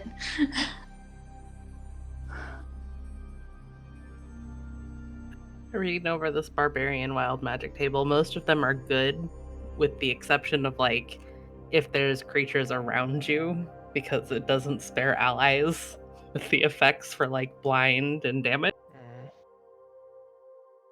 Oh, so you definitely want to be running headlong into things. Yeah, so it's like each creature within 30 feet of you takes 1d10 necrotic damage, and then you gain temporary hit points equal to the sum of the necrotic damage dealt to the creatures. Oh, Which is wow. like really nice, but if you got a bunch of allies around you, it's probably not. Well, you know, boost the tank. Come on, you guys. Everybody pitch it. Come on, give me your hit points. But yeah, I linked it in the D&D channel thing. If you wanted to read through it, it sounds like it'd be interesting. No, I will not boost the tank. Don't make me plot your death again. Hit points are for sissies anyway. Suck up that damage. Right? Brad, I know you're muted, but are you here? Yeah. Yeah, I just came back in the room. Sorry. Oh, no worries. No, I was just seeing if you're here. What do you think of our little shit show so far? Great. Like I said, I watched your guys' last week's game too, and it's pretty interesting. Good time. Yeah, it's always really fun to see other people's reactions to the craziness we've gotten into over the past. We've been playing this campaign together as a group for what now? A year? Yeah. A little bit Yeah. over that, I think. I've been taking way too much damage lately. I don't like it. That elemental adept is sweet. That's so nice on fireballs. Yeah. Well, he's from, so this is the shadow one. I really tried to do a cold wizard, but you just can't seem to do it. So that's why I took the fire. I went mostly fire and then the elemental adept. Yeah, there's not a lot of, I don't want to call them, there's just no cold AoE other than the Cone of Cold. There's no good just like distant, I'm going to lob a cold bomb. Right. Really? You have what is it, Blizzard or Sleet Storm or whatever, but it's really not that great. Yeah. So, because out of the whole party here, I'm the only character that's ever had to roll a new character. I want to say probably 10 sessions ago. Sounds about right. I came close last week. Yeah, second came close last week. But I actually was a Draconic sorcerer that specialized in lightning. So I was doing I had Storm Sphere and all that kind of fun stuff. Uh-huh. Yeah, so nice to have a sorcerer back again. That's what I was about to say. Yeah. We can both counterspell now. Now, That as a counts, shadow... Well, he may not have counterspell. I don't have counterspell. Damn. I don't know that I can get it. Yeah, you do. You can. Do I? Yeah. As a No, I didn't sorcerer. take it at this level. As a shadow sorcerer, are you stealthy? Is stealth a thing for you? Yeah, I have stealth. Yeah, I picked stealth, and I can cast darkness and see in it, and then at 14th level, I can teleport in any darkness, 120 feet. So I went kind of that That's route. awesome. He becomes a true ninja. Yeah, that 14th level is awesome. ability. I was gonna ask, what how do you see yourself playing Cage? I keep wanting to call you Kage. So Cage, actually, that's probably what it is. Cage, or however you pronounce it, is Japanese for shadow. Yeah. But Yeah, the Kazekage, the Hokage. Karage. But I don't know Japanese, so Cage is what I wanted to use. I usually try to go for Spanish or Portuguese, but they're like Obscuro, which to me just sounded like a X-Men or something. It's a cool name. Alright, So how do I see myself playing? Probably a little more stealthy blaster. Sneak up, blast them, and then run, especially with that 14th level ability. Yeah. Alright, as you guys stand here, you notice that this arch is something to behold. It may look like just a big pile of junk to most of you, but does anyone have a plus 10 on their Arcana or higher? No. Just 4. Okay. Yeah, 4. No idea what this thing's purpose +6. is. Not able to figure it out either. Other than that, obviously there is a sense of magic being warped in the proximity of this thing. There's no more resistance. And the hobgoblins are... well, they're in the darkness to you guys at the moment. You can still hear them kind of murmuring to one another. Kurlog calls out, "How is it over there? All clear?" Well, not sure yet. We need to check around first to be absolutely sure. Any arbalests firing at you? Pew pew pew pew. I need to manage my time. Let me know if it's clear so I can send word to our captain. All right, we'll let you know as soon as we know. Ah. I guess I'm yelling this at him. Yeah, you guys are yelling across a massive cabin.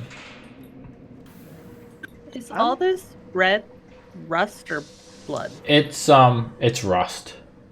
There is massive patches of rust everywhere. There are rusty metal components, and there is like inch deep piles of dust, rust-colored dust, which is basically rust, just spanning large sections of this enormous island.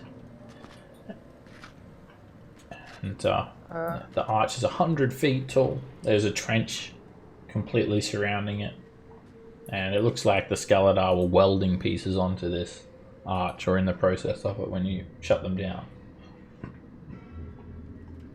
I'm going to drop the wall of force. Okay.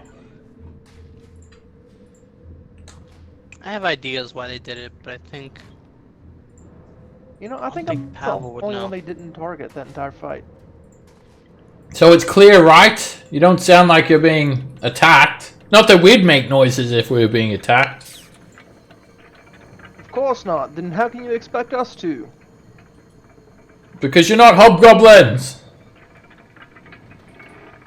I'm sure. Yes, we're better.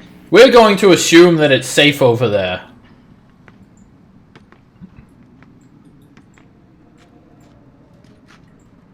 I mean, I'm not going to answer them. They probably have ways of crossing. There's some rustling around of their armor, and none of them seem to be attempting to cross. Oh, okay, yeah, they're not going to try to cross.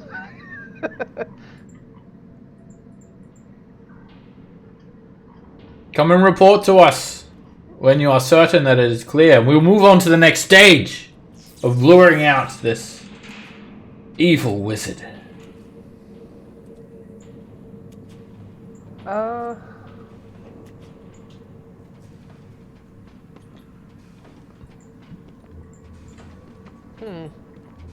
I don't know. I'm kind of at a point now. I kind of want to talk to the wizard. I really don't want to work with the hobgoblins. I mean, don't he think- knows who that captain is. We need to get rid of the captain. The captain is building the Titan. but why? Did the hobgoblins tell us earlier where this supposed Mad Mage is located on this level, or? No, they mentioned some sort of iron fortress, and that's about the depth that he went into with that.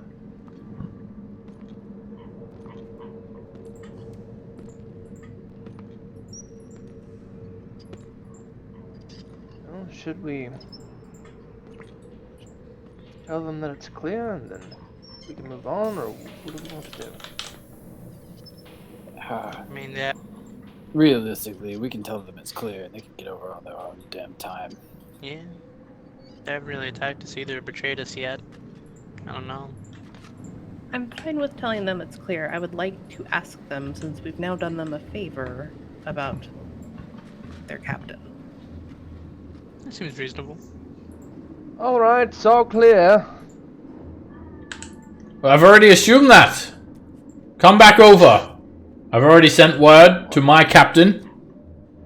Well, why can't you just come over here? Ha ha ha ha ha.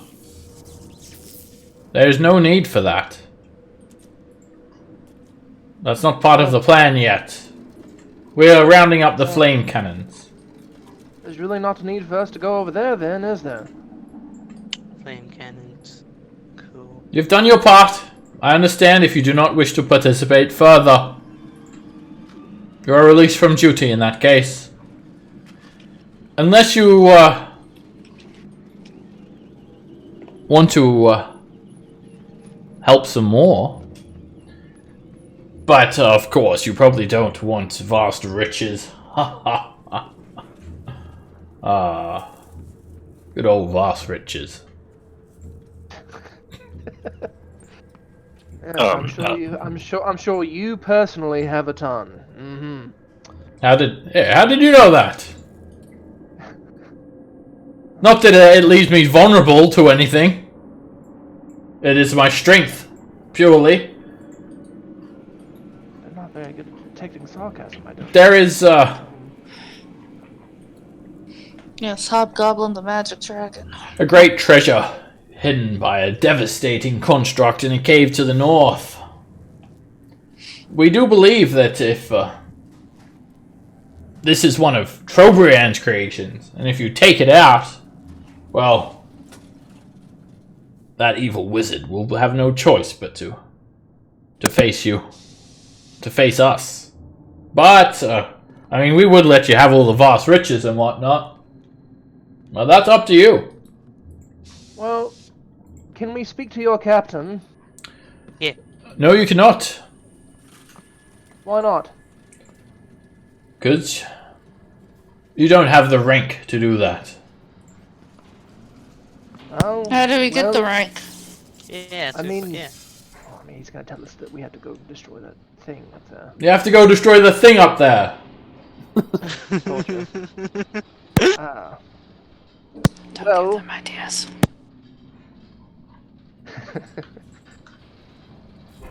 You handle all of those things. We're talking one creature versus all of you.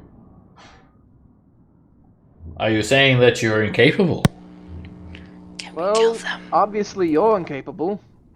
Ha! Otherwise you wouldn't ask someone else Shots to do fired. it. I am capable, but that's not what I've been told to do. I'm loyal to my mission. What's your mission? My mission is to assassinate the Mad Wizard and retrieve his control rings. Nothing more, nothing less. Well, go assassinate. Question. What does this control ring look like? Do you know? It's a ring. Yes, but is it gold? Is it silver? Is it... It Such a controls big things.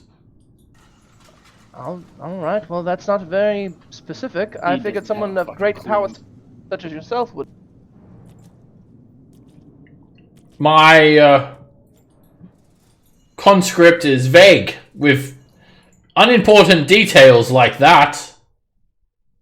It seems I like don't very question important. Doomcrown. Well, can we speak to Doomcrown? We've already done your... Ha ha ha ha ha ha ha ha. Good one. Oh, it wasn't a joke. You may not. The Legion of Doomcrown is heavily guarded through a very thorough hierarchy. So, are you saying Doomcrown would be? Or I guess I can't. Is he talking in? He's speaking in common. They speak really good common. So is Doomcrown too afraid to come meet us then? Doomcrown would not waste his time to come and meet you. You really think he'd make his way up here from his lair? Ha! Where's his lair exactly? He is preoccupied. Please Listen, answer my question. I'm not allowed to give you that information. But you've done well. Thank you for that. You've demonstrated that you are capable. We don't need you anymore.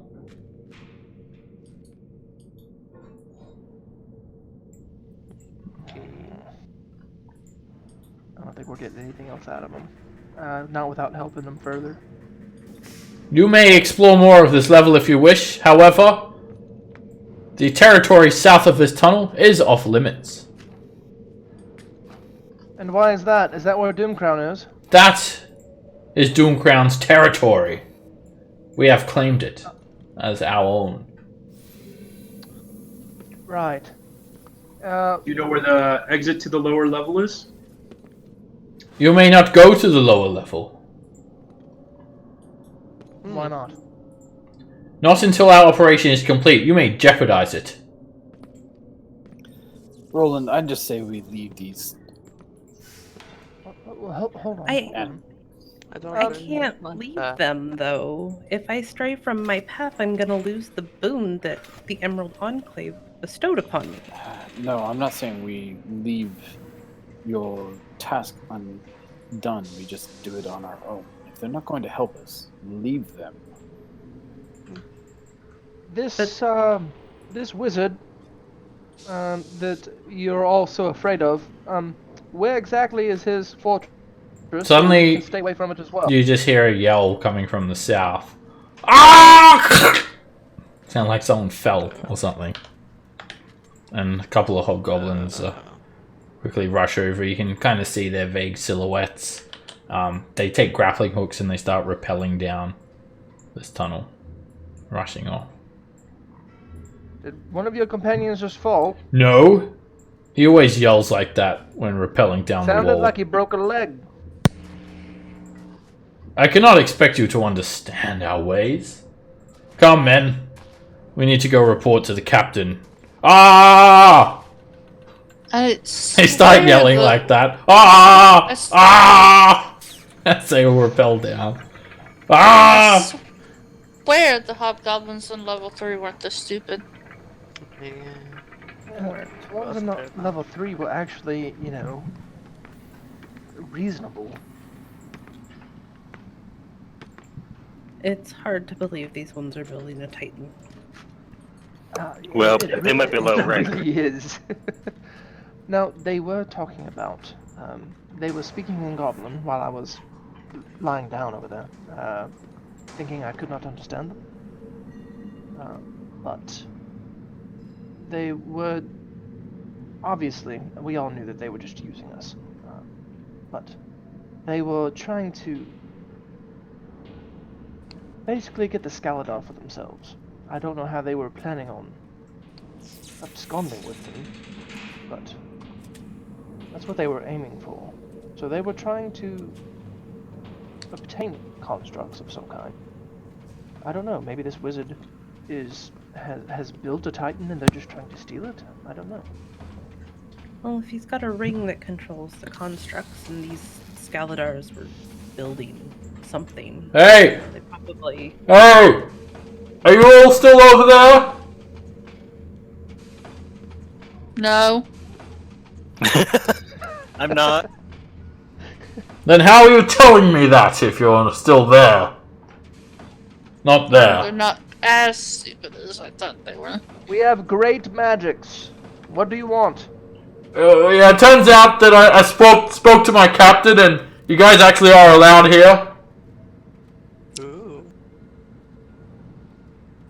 If you're willing to help us further. It's more than likely a trap, but should we go down there anyway? Kill him if it is a trap. Kill him if it's not a trap.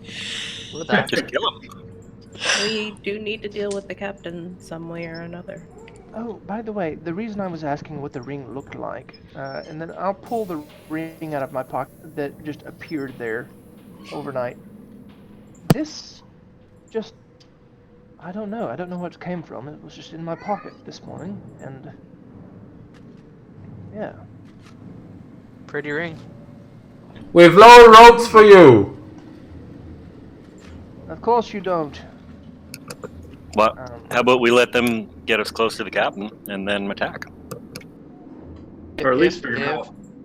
Yeah, if they're hostile, Brew. I mean, as much as we should kill. Well, it sounds like Scamp needs them dead, so we could just kill him.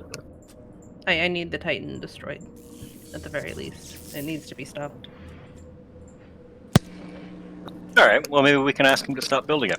And if not, Sure. then we'll kill him. True. Well, at least I think we know we need to go to the Hobgoblin camp. So you want to head down there? Yeah. Sounds good. Oh. Before I go, Seb, can I fiddle with this Skaldar? Like, I don't know what, but can I use my tinker tools on it and just see how it works or do something with it? Swear to God, Pavel, if you turn that thing back on. You would need like to do that as a part of a short rest. You'd need some time with it more than just a few brief moments. Got it. Okay. Well, that would be possible to check it out if you have time. Alright. Well, So it's a 20-foot drop down here, and the walls are pretty much smooth. yeah. I'm gonna listen. I've got a grappling hook and rope. All right, as Before you you would go, guys get ready, there's a vibration on the ground, and you see the ball worm drilling its way around, Maybe you and can get back from the edge a little. it comes right by you. It's very big, and you feel like you could just jump on it if you wanted to. Jump on its back and get a lift. I dare you, Pavel. It cruises on by Flow. quite quickly, right? But you wait for a brief moment, and it actually does a full loop and comes back around. And now, if you want to jump on it, now would be the time. It's like a Okay. train. I want to. As a player, I definitely want to. And Yeah. I can't. does I it look need like to go to the does it look like it's going this way? Yeah, it's coming down this way this time. I'll try jumping on it. Yeah, let's And do now it. I will too. All right, everyone who wants to Well, jump you on can't it, see me. jump on over to it.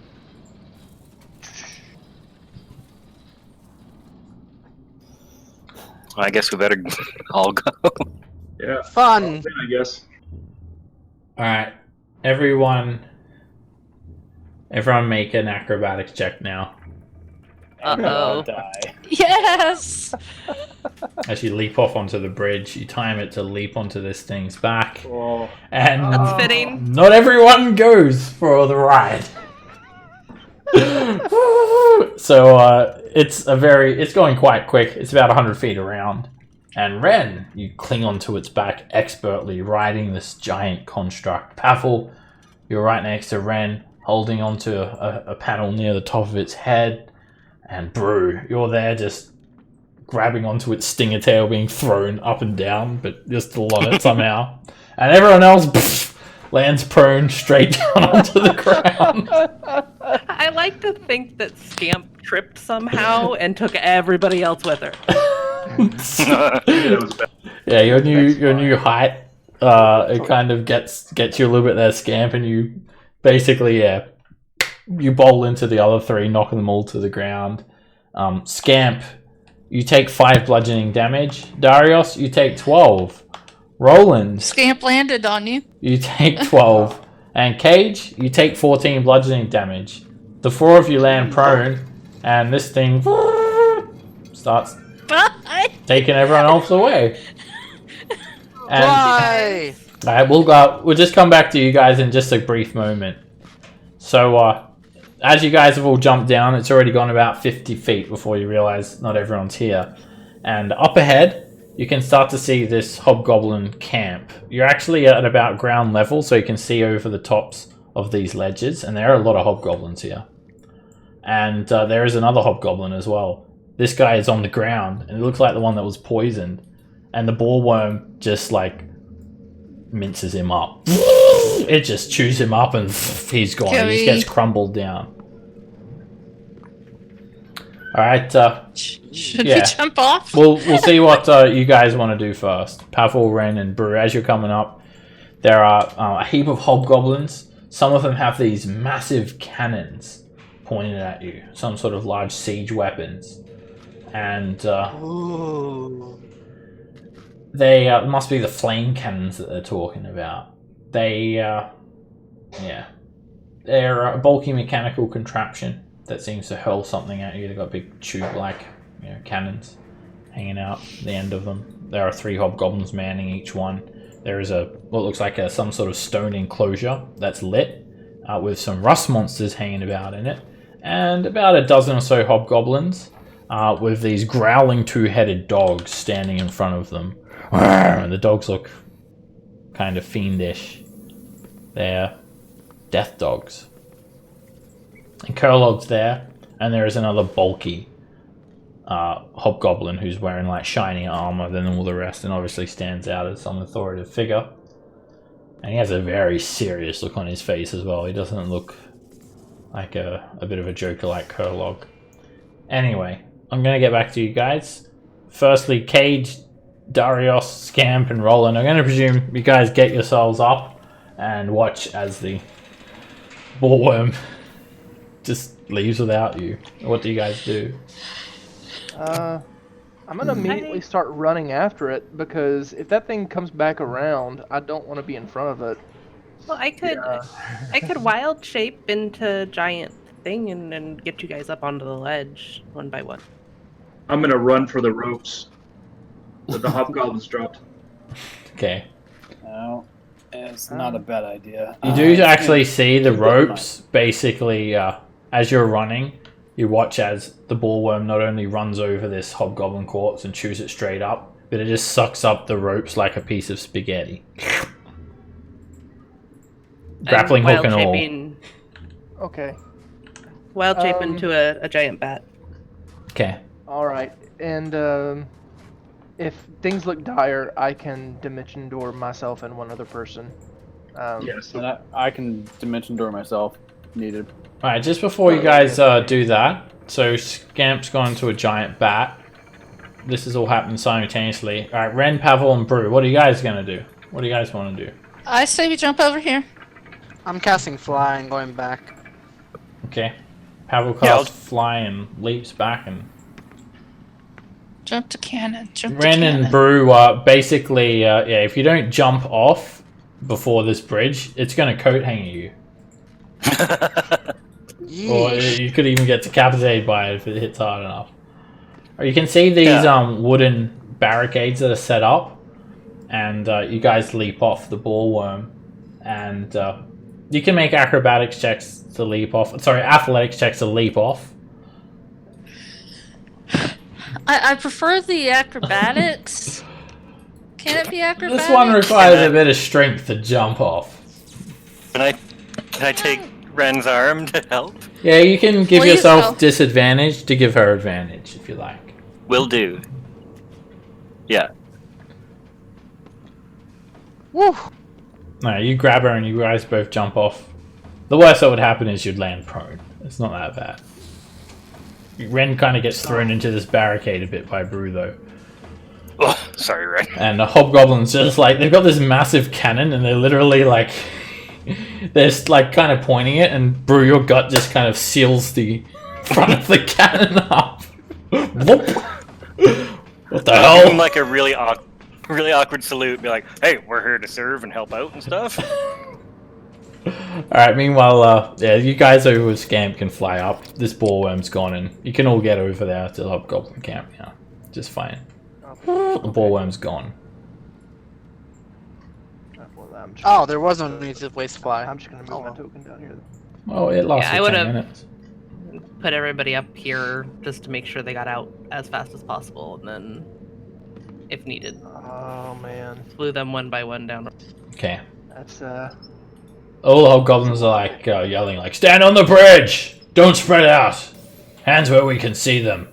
Arcane foci where we can see them!" And I'll have like my cloak, not cloak, like my coat, like kicked back where you can see the wand, kind of like a old west gunslinger.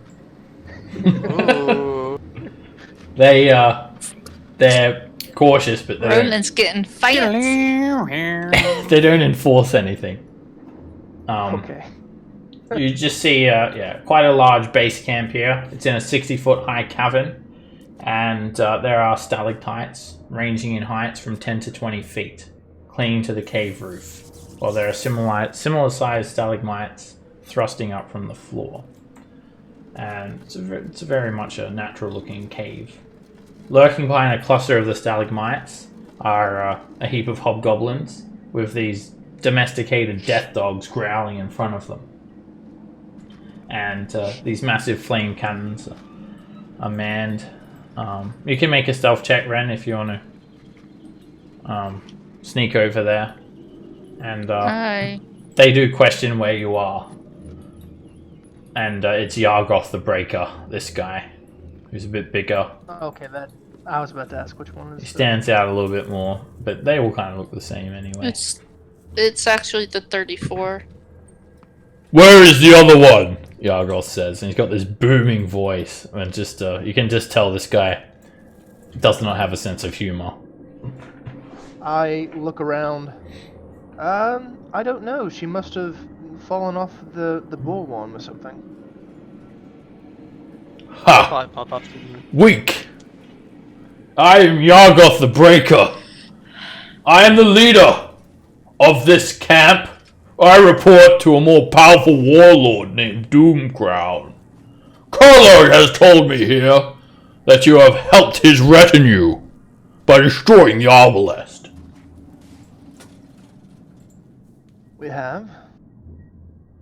So you are looking to combine forces with us. We are putting through a plan to storm the fortress of Zox, the Mad Wizard. Does the name Zox ring any bells? No, it's unknown. Okay. So what say you? Do you wish to join our forces? We'll be serving under the greatest warlord to ever exist, Doomcrown. I think we should do a reconnaissance first. Can you tell us where we're gonna do the battle? Ha! Of course! I've already done the reconnaissance. I'm not a fool like Kurlog. I have planned ahead. If you agree to combine forces, I will take your honor by your word. If you pledge allegiance to Doomcrown, I will share the information with you. With no qualm with adventurers such as yourselves. That's the rub there. I mean, we're not going to work under him. With him, yes, possibly. But under him, no. But there is no one of greater rank than him in our entire legion. But we're not in your legion. We're asking that you pledge your allegiance. I don't really think that we can do that. Then why did you come here? Well, I mean, we were interested in helping out, possibly, against this wizard. But, I mean, you're being very, very unreasonable. That is standard, that you would pledge your allegiance to a great warlord if you wish to work with us. We need to know that you can be trusted. How is us saying a few words convey trust of any kind? Because How do we know that we can trust you? we take words very seriously. As they say, a hobgoblin is only as good as their word. I don't think I've ever heard that saying. Besides, your man there, Kurlog, was lying his ass off earlier, so... Kurlog is a fool! And stupid! Aren't you, Kurlog? Well. Say yes. Very well. You're commanding- If you will not pledge your allegiance, I cannot trust you with the information that we've procured. And you're going to have to leave the base camp immediately. Well, if we leave, in which direction would the fortress of the wizard be, so we know to avoid it? Ha! Nice try. Oh, I thought you were stupid. Damn. Well, I'll pledge allegiance. I like warlords. Brew, I have a better... Of course! We are honorable. Brew. We would not expect you to do this work for free. You'd be free to claim anything you find in the fortress, provided that you keep your end of the deal. What's my end again? You must aid us in storming the fortress, of course. Hell, you can even keep the entire fortress. Claim this entire level if you so wish, as long as the allegiance remains. This could prove very lucrative for you. You see, we need the scrap metal on this level, and nothing more. The caves, these walls, they mean nothing to us. But we do need the constructs. That sounds pretty good. Okay, I think that just... What do you guys think? Can I use this flamethrower? If I join? Maybe. That's a no until it's a yes. Alright, you can use the damn flamethrower. Then I am willing to join this, whatever it is.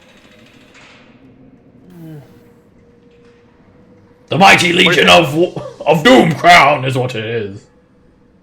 The Legion of Doom crown? That might not be a bad idea, Darius. I don't know how the hierarchy actually works, though. I'll step forward. So are you going to be a part of this plan or not? We've offered you more than what anyone else would. No, Groth. Forgive me. I do not understand Hobgoblin society very well. You are in Obviously. command here, correct? Yes, I am the leader of this base camp. And Appointed by Doom Crown. and if someone were to challenge that leadership, Ha ha ha ha ha. Are you challenging me? well, I personally don't know, but my friend over there might. He leans back and points at Brew. Boy, Listen, I don't take up arms lightly. And I'm definitely not going to fight some barbarian. And I mean that not as a class either, I mean that as like a savage. So you'd only fight a warrior then? Ha! I'm not interested in fighting any of you. I must stay on task, for I've been appointed my mission by Doom Crowd. Now, you're getting in the way of our operation by holding us up. We are moving to assault the fortress shortly. Are you with us? Or not? I do have one more question. All of the scrap metals that you robbed from here. What exactly do you need that much scrap metal for? I'm done talking to you all. We're moving out. You can either join us, or you can leave. Men, gather the flame cannons. Take the block and tackle. And he just starts yelling out a heap, barking orders to all the hobgoblins. They go into motion. Roland, I think we should take this opportunity. If nothing else, we can utilize whatever's going to happen to thin out their herd a little bit before we have to do something reckless. I don't feel right working with them anymore at all. Scamp would drop wild shape right now too. Sorry, Rob. I was wondering what that giant bat was. I don't agree that we should work with them either, but there's a tactical element to all of this that the advantage would be somewhat. Their numbers advantage would be negated a little bit if we can get them to commit some forces before us. I don't think I can work with them, tactical advantage or not. No, I think we should betray them. I think we should pretend to work with them and then attack them as soon as they're committed. Alright, make a I stealth don't- check to have this conversation out of earshot of the hobgoblins. Alright, and this is everybody that's been speaking, I guess? Yeah, if you're actively saying that you're going to go against them. You feel like if they Would- heard that, they probably wouldn't take kindly to it. They don't hear your whispers, though. They're starting to move out. You can see a hobgoblin take like a wooden shield and like a rope and start lassoing these rust monsters up. They start wheeling this flame cannon away, and they start setting up block and tackle to like lower this entire group, weapons and all, down into the trench. It should take them about 30 minutes to organize all that. I'm just, I don't I'm like just rust saying, monsters. I don't feel right going with the bruise plan either, because if we do that, we're no better than the... Well then, Of course Let we're them- better than them, because they'll be dead. oh no, I see Roland's point, and to be fair, it's Oh my there's god. no honor in it, but Oh my god. Fireball! Yeah. No fire. They're marching. I They're just- marching off. Okay, I just want to see. I'm not actually casting it. Stop that. Window shopping. They basically just pack up everything and then they lower the flame cannons down and they march off without you guys. Well, Do I 20 have... minutes. We can just Seb- follow behind them though. Seb, do I have any idea how, like, the boon I was granted works? Does it differentiate between deceptive working with versus non-deceptive working with? Or is Whatever it just, means like, necessary. If I deviate... You need to try and stop the Mecha Hallister being built. This large construct. By whatever means necessary. So I don't think I would lose it if we were deceptively working with them to thin their numbers. No. Oh, well, let's follow behind. You guys want to follow them before they get out of here? When you guys try to follow them, like, firstly, how are you getting down? Did they Oh. leave any ropes? I'll lower a rope. You guys can climb down, and then I'll climb down. I can make a athletic check to climb down the rope. You have advantage. It's fairly easy. As you guys do that, are you like waiting till they're out of sight? You would imagine that you're basically like, yeah, you're not working with them now. They're definitely not concerning you with their operation. So you feel like they probably won't take real kindly to you following them. They've already. They offered you to join them, and you guys refused. So you're no longer with them or on their side. I'm kind of okay with them not thinking they're on our side. I'm not too worried about them. I say we just follow them once they go out of sight and keep up with them. Help me. Help me. Ren, you're gonna fall.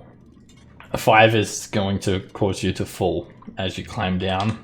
You can't grip the rope hard enough, and you fall 20 feet, taking 6 bludgeoning damage and landing prone. That could have been a lot worse. Everyone else gets gonna- down fine. I'm gonna keep the rope and climb down without it. Alright, you can make an athletics check as well, Brew. And it's very tough for you to climb without the rope, but you managed to get down for 22. And At least no one saw that. if you guys want to like sneak up behind the hobgoblins and wait and whatnot, you can make a group stealth check to avoid detection. If we're gonna be sneaky, I have passed without a trace. I'd better turn the light out. Yes. that actually might not be a bad idea if we're going to try and do this the right way. Up goes pass without a trace. I'll extinguish sun death and the light globe.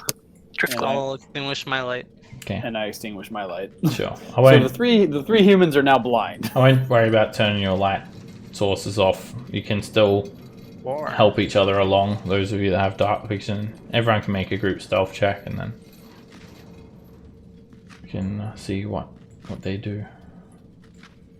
Scamp is concentrating lord. really hard because for the first time she actually like super cares about the outcome of something. Everyone has a +10 as well with a pass without trace. So that's Forgot a about 35. 35. Oh, they hear you. Ren vanishes off the face of the plane. All right. So I'll move you guys along in just a second. I'm just setting them all up. Okay, then I'll wait. Okay, so just setting up a couple more things, positioning them all how they're going to be when you guys get there. Okay, so just a couple more. Almost done. Like another 30 seconds. They're very tactically minded hobgoblins. They know what they're doing. Most of We're going to them. be like the Spanish Inquisition, though. Alright. I won't expect. I'll just move you guys along. You continue up this tunnel, and you keep the light sources concealed. You use a pass without trace, and you keep a distance to avoid detection. You follow them up this way, and you wait another like 10 minutes for them to start to hoist all these cannons all up again. And where's Scamp? Why is that 2 Scamp? I'll make you blue Scamp. And you follow them, and like you basically come along the other side of this trench. Actually, when you get here, they do pull their ropes and they're like grappling up, but they've gone up this way and they've started to march off to the north. You guys need to get up, I'll try to climb. and you can start to feel the ground vibrating. Oh shit! Oh shit! If I Oh feel shit! that, Wild Misty step if I can. I'm going to cast will- Wall of I Force, will- and everybody just... I'm just going to make a ramp. Run up. And then Okay. as soon as everybody's up, I Or drop that. it. Yeah, you can do that. You can make stairs, Roland, and you make a stair wall of force, and you guys get up. And yeah, this it's been about an hour since it went by last time. This thing just comes careening down the tunnel again. Yeah, I dropped it because I don't know what it would have done if it could have went up. Because it wouldn't be able... I don't think it would go through the Wall of Force, but... What would happen? All right, you guys are then, I mean, technically, the wall force can't be hurt, so. the hobgoblins kind of look around, like behind them when you cast that spell, and they just dismiss it as, ambient sound from the dungeon. This ballworm's very loud as well, and it doesn't give away your location by casting that spell. And you guys keep on following them up this way. Go further north. I've already moved them all up, so I'm just like narrating what you're seeing. Okay. And you'll come up to up to this point. Ren, you go first.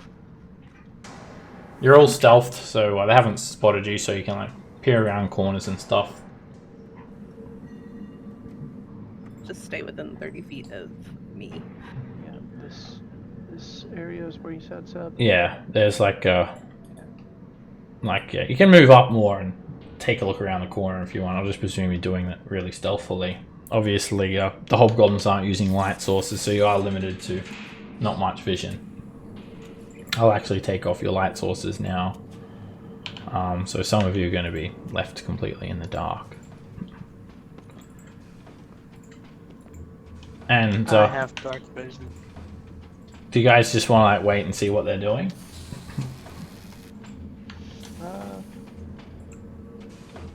Yeah, wait till they commit. Yeah, I would say wait. Sure. And then once they commit Gage, to their... do you have message? Basically disappeared into the darkness at this stage. You do see a couple walk to and fro north and south, coming past here. And they've like wheeled these flame cannons, one to the left, one to the right. Alright, Ren, say you're going in for a bit more reconnaissance? Yeah, yes, I am. Sorry. Okay. I'm just muted. So you can, because you're invisible, you can just stalk them while they're setting this up, and you hear Yargoth. I will stalk them. Giving commands all in Goblin. So unfortunately, you're not sure of the particulars of what he's talking about, but he is giving commands to the goblins to set this ambush up.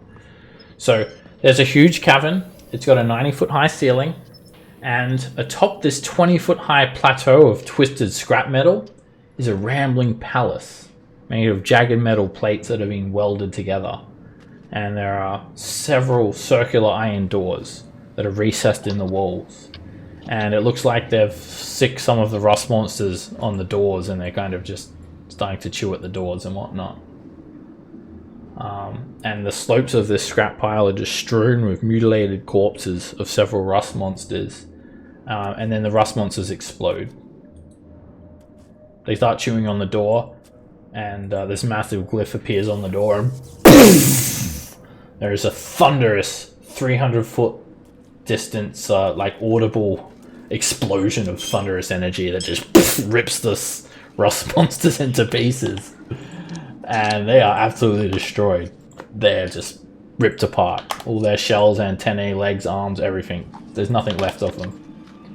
And a couple little pieces even like land over here near you guys. It's a massive explosion. I kind of feel sorry for them. And it almost deafens you, Ren. It's that loud. And you hear this like booming voice roar out from the palace. Come and get me, fuckers! I'm waiting for you! It's like a magically amplified voice in common that emanates from the entire palace. Okay, I like that guy. So yeah, these doors, they're 7-foot diameter circular doors made of riveted iron plates fitted with handles and hinges and massive locks. And the locks, as you get a closer look at them, they look like smiling gnome faces that are missing their nose, and like the nose hole is the keyhole. And then basically what they're doing is hobgoblins are just like sitting at every exit, 2 hobgoblins and a death dog, and then there is a Kurlog and Yargoth manning one of these flame cannons, and they just got like flame cannons pointed at the doors. And they just like seem to be waiting, and you hear like Kurlog and Yargoth, they start yelling at each other, and they seem to be arguing in Goblinoid. Do you guys want to side on the side of the gnomes? Or the gnome?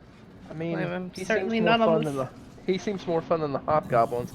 He's not trying he's to crazy. destroy a forest, as far as I know. They're all kind of spread out in small groups, Ren, and we feel like it could be easy to pick them off, but it might be hard as a big group. They'd probably be alerted. But whatever plan they had, it kind of seems to be falling through. Like, you feel like they're expecting the gnome to come out, but no, he's not coming out. So I'm going to go ahead and use darkness on myself using spell points, sorcery points, Okay. so I can see through it. And so I'll be dark, and then I'll try to stealth up also and get a view of the whole thing. All right. It is darkness, but it is visible darkness. So like they'll see a big black orb, basically. I got you. I thought it was already dark. Okay, never mind. It's dark, but they've got dark vision, so they're seeing like in black and white. Spot. Yeah, and then they'll see this big. Never wax mind. patch. I would know that would happen. I won't do that. Okay, I will come back and explain the situation. I was like, I think if we can All right, sneak to the individual groups, your we voice can is take them out. interrupted. You just hear this like tremendous. These lightning bolts just start to charge up. Retreat! Hobgoblins start running. One of them like runs like across this area, like on fire. Ah! It's like a burning hobgoblin just screams, and he starts like running past you guys, collapsing to the ground. They're just getting like absolutely destroyed by this gnome. Holy moly. And that's where we'll wrap up tonight's session. All right, We'll see what happens next talk week. to this gnome. I think as they're Fun character. retreating, Scamp would want to try and like take one hostage to try and get information on where this like leader dude is. Yeah. Scamp is not usually for interrogation, but you know. Yeah. Roland's a pretty good. So you feel like they're probably going to start like coming back, running through this area, but literally this goblin was like a lightning bolt must have hit him. He's caught on fire, and he's just flaming hobgoblins ran across the cave, and You can put up a wall of fire and block them in there. I mean, to be perfectly fair, I'm really sad as a human. Darius couldn't see that. He probably would have thought it was funny. I mean, obviously, it's all like the lightning bolt blasts, but it's like anything. It's like you can't see the aftermath and the chaos. Well, thank you very much, Seb. Thanks, guys. Yeah, thank you, Seb. Thank you, Seb. Yeah. And welcome to the craziness, Brad. Hey, thank you very much. I enjoyed it, you guys. Looking forward to it. Glad you did. Yeah. Hope you do too. Yep. Hey, See you next week. a little bit Yeah. Later. later. Good night. Thanks a lot. Good night, guys. Bye bye. Thanks. Good night, Seb. Enjoyed the first session. Bye bye. Bye bye.